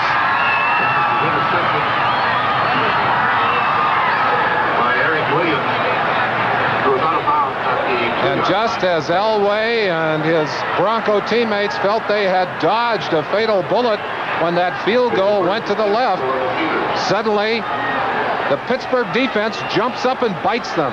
Anticipating the play, Elway gunning the ball, throwing into coverage, and Eric Wright just stepped right in front of the receiver, moves all the way down the field. Eric Williams, not Eric Wright, gets all the way down, finally knocked out of bounds, but there's an excellent opportunity to get 7, and I'm sure that Gary Anderson, barring that, would love another chance at 3. Elway watching the second-year man from North Carolina State take it all the way to the 2. You've got to believe, too, that that injury has something to do with it, Dick. He's not as sharp now as he was early in the ballgame. Now, Denver, they've had some brilliant goal line stands this year. This will be their toughest test. Pollard toppled at the 1. Clock is running. 2:36, 2:35 left. And Chuck Noll probably saying the ideal thing for us would be to score on 4th down and use as much of that time as we can so that Denver won't have opportunity to come down and get one of their own. He said, keep it going there. Take your time. Keep that clock moving. 2:17, 2:16, counting down. They've got to run a play. They can't just let it run out on the 30-second clock. Pollard over the 100-yard mark.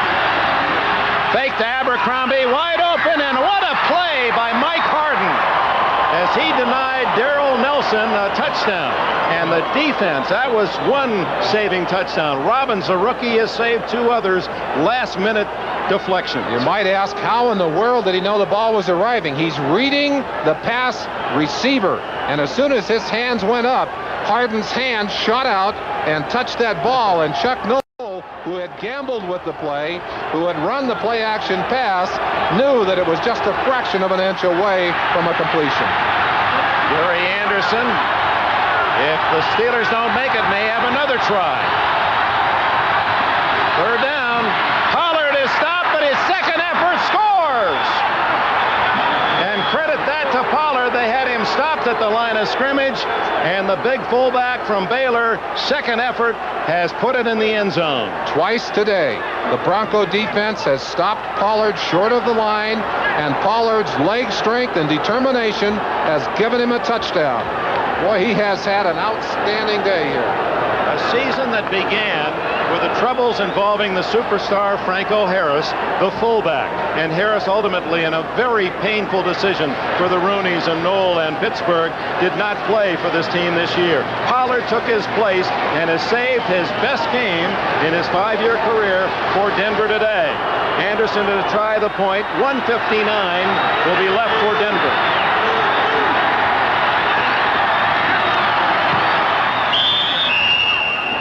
(24-17).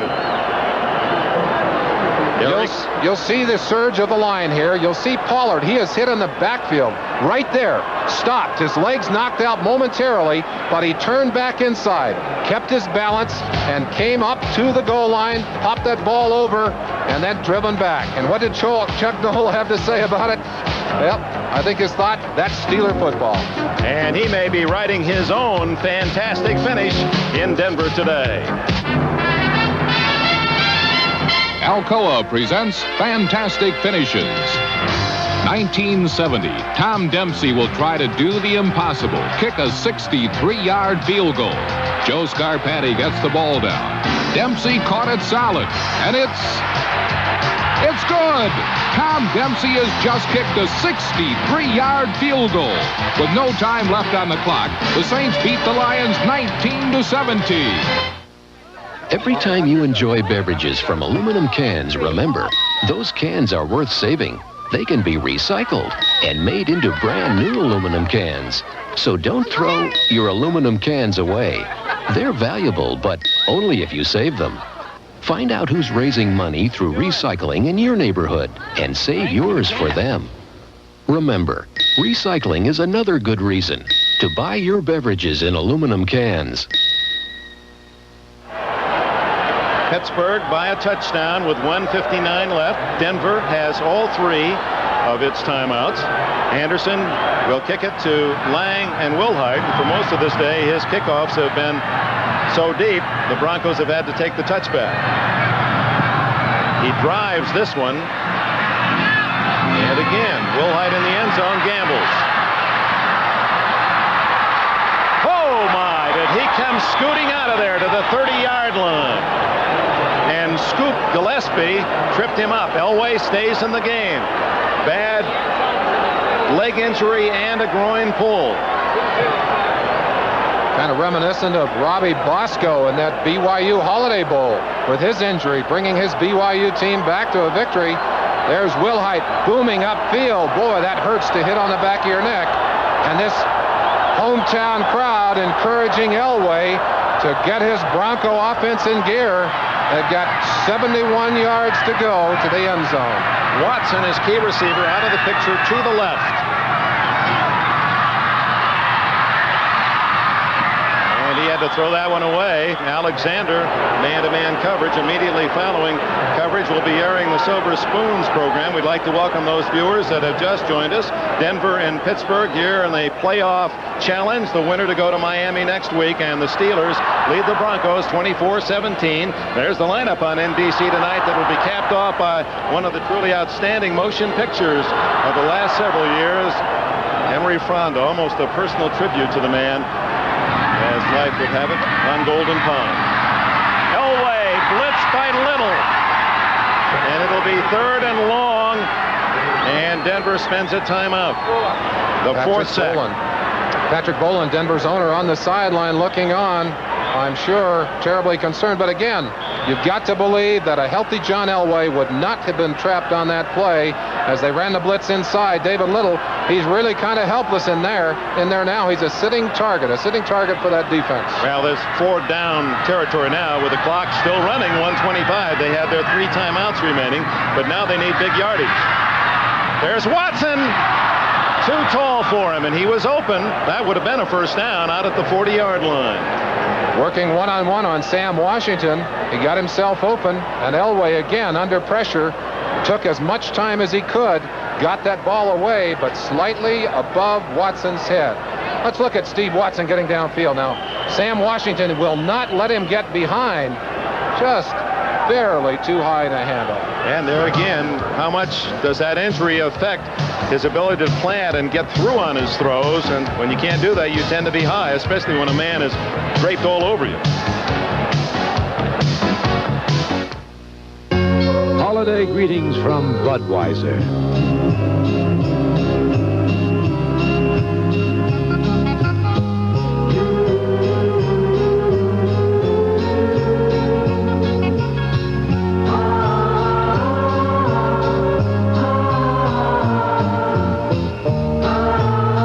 Bring you Budweiser wish you and yours the very best of everything this holiday season. Motor Trend magazine puts cars to the test.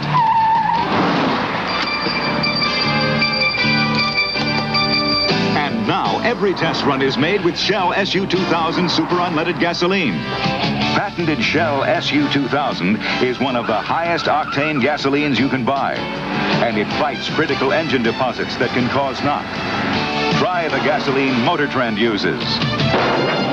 Shell SU2000.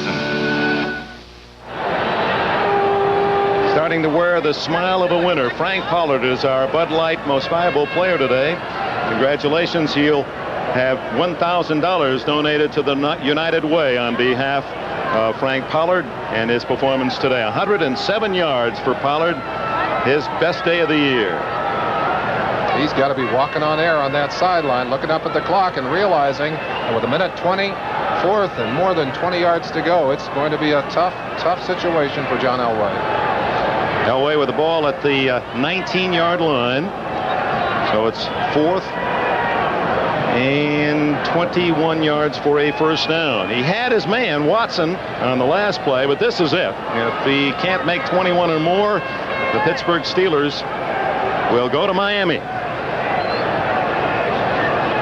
The officials have taken a timeout briefly as they run down the field. Maybe we can take a chance to show you a few of the men who have contributed greatly to the success of these two teams during the year. The assistant coaches. Well, and there they've lined up. We'll wait till after this play. Ah, there they are. Blackledge, Dungy, Fitzgerald, Hope, Hughes, Cobe, Myers, Moore. These are all Steeler assistants. Yeah, they get little credit, but all the work, don't they? They do a tremendous amount of work. Here it is, 4th down. 21. 3-man rush. Elway needs something big. And there's it out deep, but it's out of bounds. And that's it. The Steelers can start to celebrate. It will not be a year of celebration for Dan Reeves now that they are out of this situation and out of the playoffs, but they have had a fantastic season. Reeves and his assistant coaches have just really brought a team that was expected, even by their own scribes in Denver, to finish in the bottom third of the NFL. And they have just had a tremendous year. You saw Noel saying 3 timeouts. I don't know if he was referring to himself. He certainly wouldn't want to call time. Denver's already used one of theirs, so they have only 2. Ron Blackledge there by the side of Chuck Noel, and you sense the disappointment. I think especially on the faces of the Denver Bronco veterans like Reuben Carter and Barney Chavis, some who've been around for a long time, Tom Jackson. All right, Denver uses a timeout, and we want to acknowledge those who have brought you the pictures and sounds from Denver today. Executive producer, NBC Sports, Michael Weissman. The coordinating producer of NBC's football coverage is Ted Nathanson. Today's game was produced by Larry Cirillo and directed by Ted Nathanson. Our technical director, Jim Marshall. Associate director, John Libretto. Associate producer, Jeff Himes. And, of course, all of our technicians, cameramen, sound people. Our thanks for the effort today. There were some very special moments provided by the Denver Broncos and the Pittsburgh Steelers. And for Pittsburgh, thanks to an Eric Williams interception and return to the 2-yard line, and Frank Pollard's great running throughout the day, they have bested an injured John Elway and the Denver Broncos and earned a trip to Miami. Dick, you were only a couple of yards away from having your prediction come true, as Williams virtually got into the end zone, but he stepped out of bounds first, certainly setting up the touchdown score. The Steelers, 3-5 lifetime against the Dolphins, but they've never won in Miami, and they weren't expected to be there this year. Remember, some were saying they wouldn't even make the playoffs as they struggled late in the season.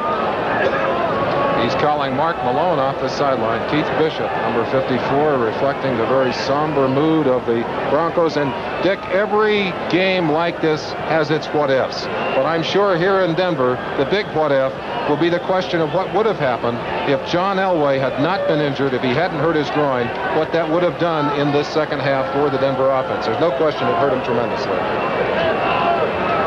Now Denver cannot stop the clock. They've used their final timeout with 1:02 remaining. Now it's a matter, one of the things that I still feel football could improve if you didn't win the game by doing this, that you should make a legitimate attempt at trying to advance the football, but that's only one lonely voice in the crowd. 24-17. And the clock will run, as will some of the tears. Gerald Wilhite, Tom Jackson. Bronco assistants you talked about, Merlin. Fran Polesfoot. He says, I just want to live long enough to see my Broncos in the Super Bowl. That dream won't come true. Boy, they played so hard for that man. They have had a great year or two. There's no reason for this Bronco team to have anything but pride in the kind of season they've had. You saw the 2 leaders on the sideline, Collier and Reeves. Well, there's going to be one final opportunity for Denver, because with 26 seconds left and 4th and 14, as soon as the next snap is made and a touch of the quarterback, change of possession will stop the clock. So presumably the Broncos will have around 20 seconds left, a chance at a play or two in desperation. So Elway's arm will uncork again. The one thing that has to go through the mind of Bronco fans and coaches and players alike is how well they have done with a young team, how far they've come. And they start with a big jump on next season. They will certainly be counted among the favorites for the playoffs in 1986. Well, some would consider this a risk if indeed Anderson is going to try a field goal, and that a blocked field goal could bounce the other way. Presumably a 40-yard attempt to clinch the win. This might be in an attempt to get his confidence back, Dick. And that won't help. It's wide to the right. So Anderson, who has been brilliant and the most accurate of all active kickers, misses 3 out of 4 today. And he was barely good on the 28-yard shot. So it's the last chance for Denver. He was so eager to get here today, and Elway goes on the field with just seconds left in the ball game, no timeouts. I think that they wanted to get this young man's confidence back. He cannot believe it. He cannot believe he can't get that ball between the uprights. Well, the Broncos want to make their fans believe, many of whom have headed for home. Out of the shotgun, 22 seconds left and no timeouts for Elway. Watson But he's in the field of play, and there's no way to stop the clock. 13, 12. Elway needs to take the snap and throw it on the ground, and he's not even doing that. Too late now. 1 second. He will have one play. 1 second left. Reminder to stay with us. Ahmad Rashad. Try to get some of the comments from the players involved in today's game, if time permits. I want to thank also the Corps de Costanza, our statistician Joe, Al King, Ron Talpers, Ray Friedman, Cliff Dodge for their support in the booth. We'll be heading to Pasadena for the Rose Bowl on Tuesday, and then on to Miami for the AFC Championship game. The Dolphins apparently against the Steelers, but here's the final play of the game, unless there's a penalty. Look at the Steeler defense. They have been way back at the 25-yard line in their own half of the field. Even Elway's arm won't get to the other end zone. Hoping for a penalty. They won't get it. And the ball game's over. The Steelers have won it 24-17. So today, the day for the underdog. The Bears beat Washington, and Denver is upset by the Steelers. Dan Reeves searching out Chuck Noll. They both said the running game would be the key. The Steelers were the superior runners, and through Frank Pollard's efforts have won 24-17. Dick Enberg, Merlin Olsen. We'll see you New Year's. Stay tuned for NFL 84 right after this. Hope we're going to a New Year's Eve party. I'd prefer an office party. I want to go to a kid's party. McDonald's Chicken McNuggets 20-pack. Tender chunks of chicken. The life of any holiday party. How do I look? Delicious. Golden brown is your color. Whoopee! Let's go to a sleigh ride party. It's a good time for the great taste. Parties. That's all you 20-packs ever think of. McDonald's. Staying in shape gives my career an extra edge. Speed Stick deodorant gives me an edge, too. Speed Stick's the wide stick for man-sized odor protection. Feels good going on, and it takes just a few strokes. Today, you need an edge. The wide stick gives you the edge. Speed Stick deodorant. By Menon. Shaving's rough on sensitive skin, but after aftershave skin conditioner soothes. Sensible care for sensitive skin. After. By Menon. Holiday greetings from Budweiser.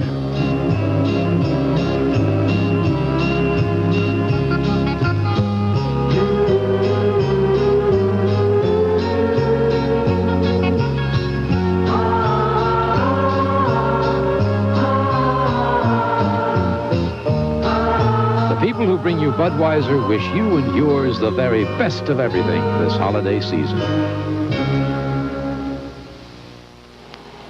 So, as Dick Enberg noted, it was indeed a day for the underdogs. First, the Bears knock off the Redskins 23-19, and now, as you have just seen, Pittsburgh 24, Denver 17. The conference title games are set. It begins on Sunday, a week from today. We'll be on the air with NFL 84 at noon from the Orange Bowl in Miami. Then a 12:30 kickoff, the Steelers and the Dolphins. Then later in the day, the Bears and the 49ers from San Francisco. Obviously, the 49ers and the Dolphins will be the favorites. But speaking about the game between the Steelers and the Dolphins, remember that the Steelers number among their victims on the road this year the Raiders, the 49ers, San Francisco's only loss of the year, and today the Broncos. And at this stage of the season, the Steelers are looking very much unlike the team which at various times this year lost to the likes of Indianapolis, New Orleans, Cleveland, and Houston. Let's take a look at what's coming up tonight on NBC. The lineup begins with Silver Spoons, then those other shows to follow.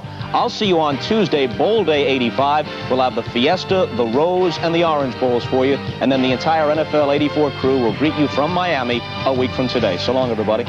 A promotional fee has been paid to NBC by United Airlines. United's Royal Pacific service to the Far East. It's truly world class.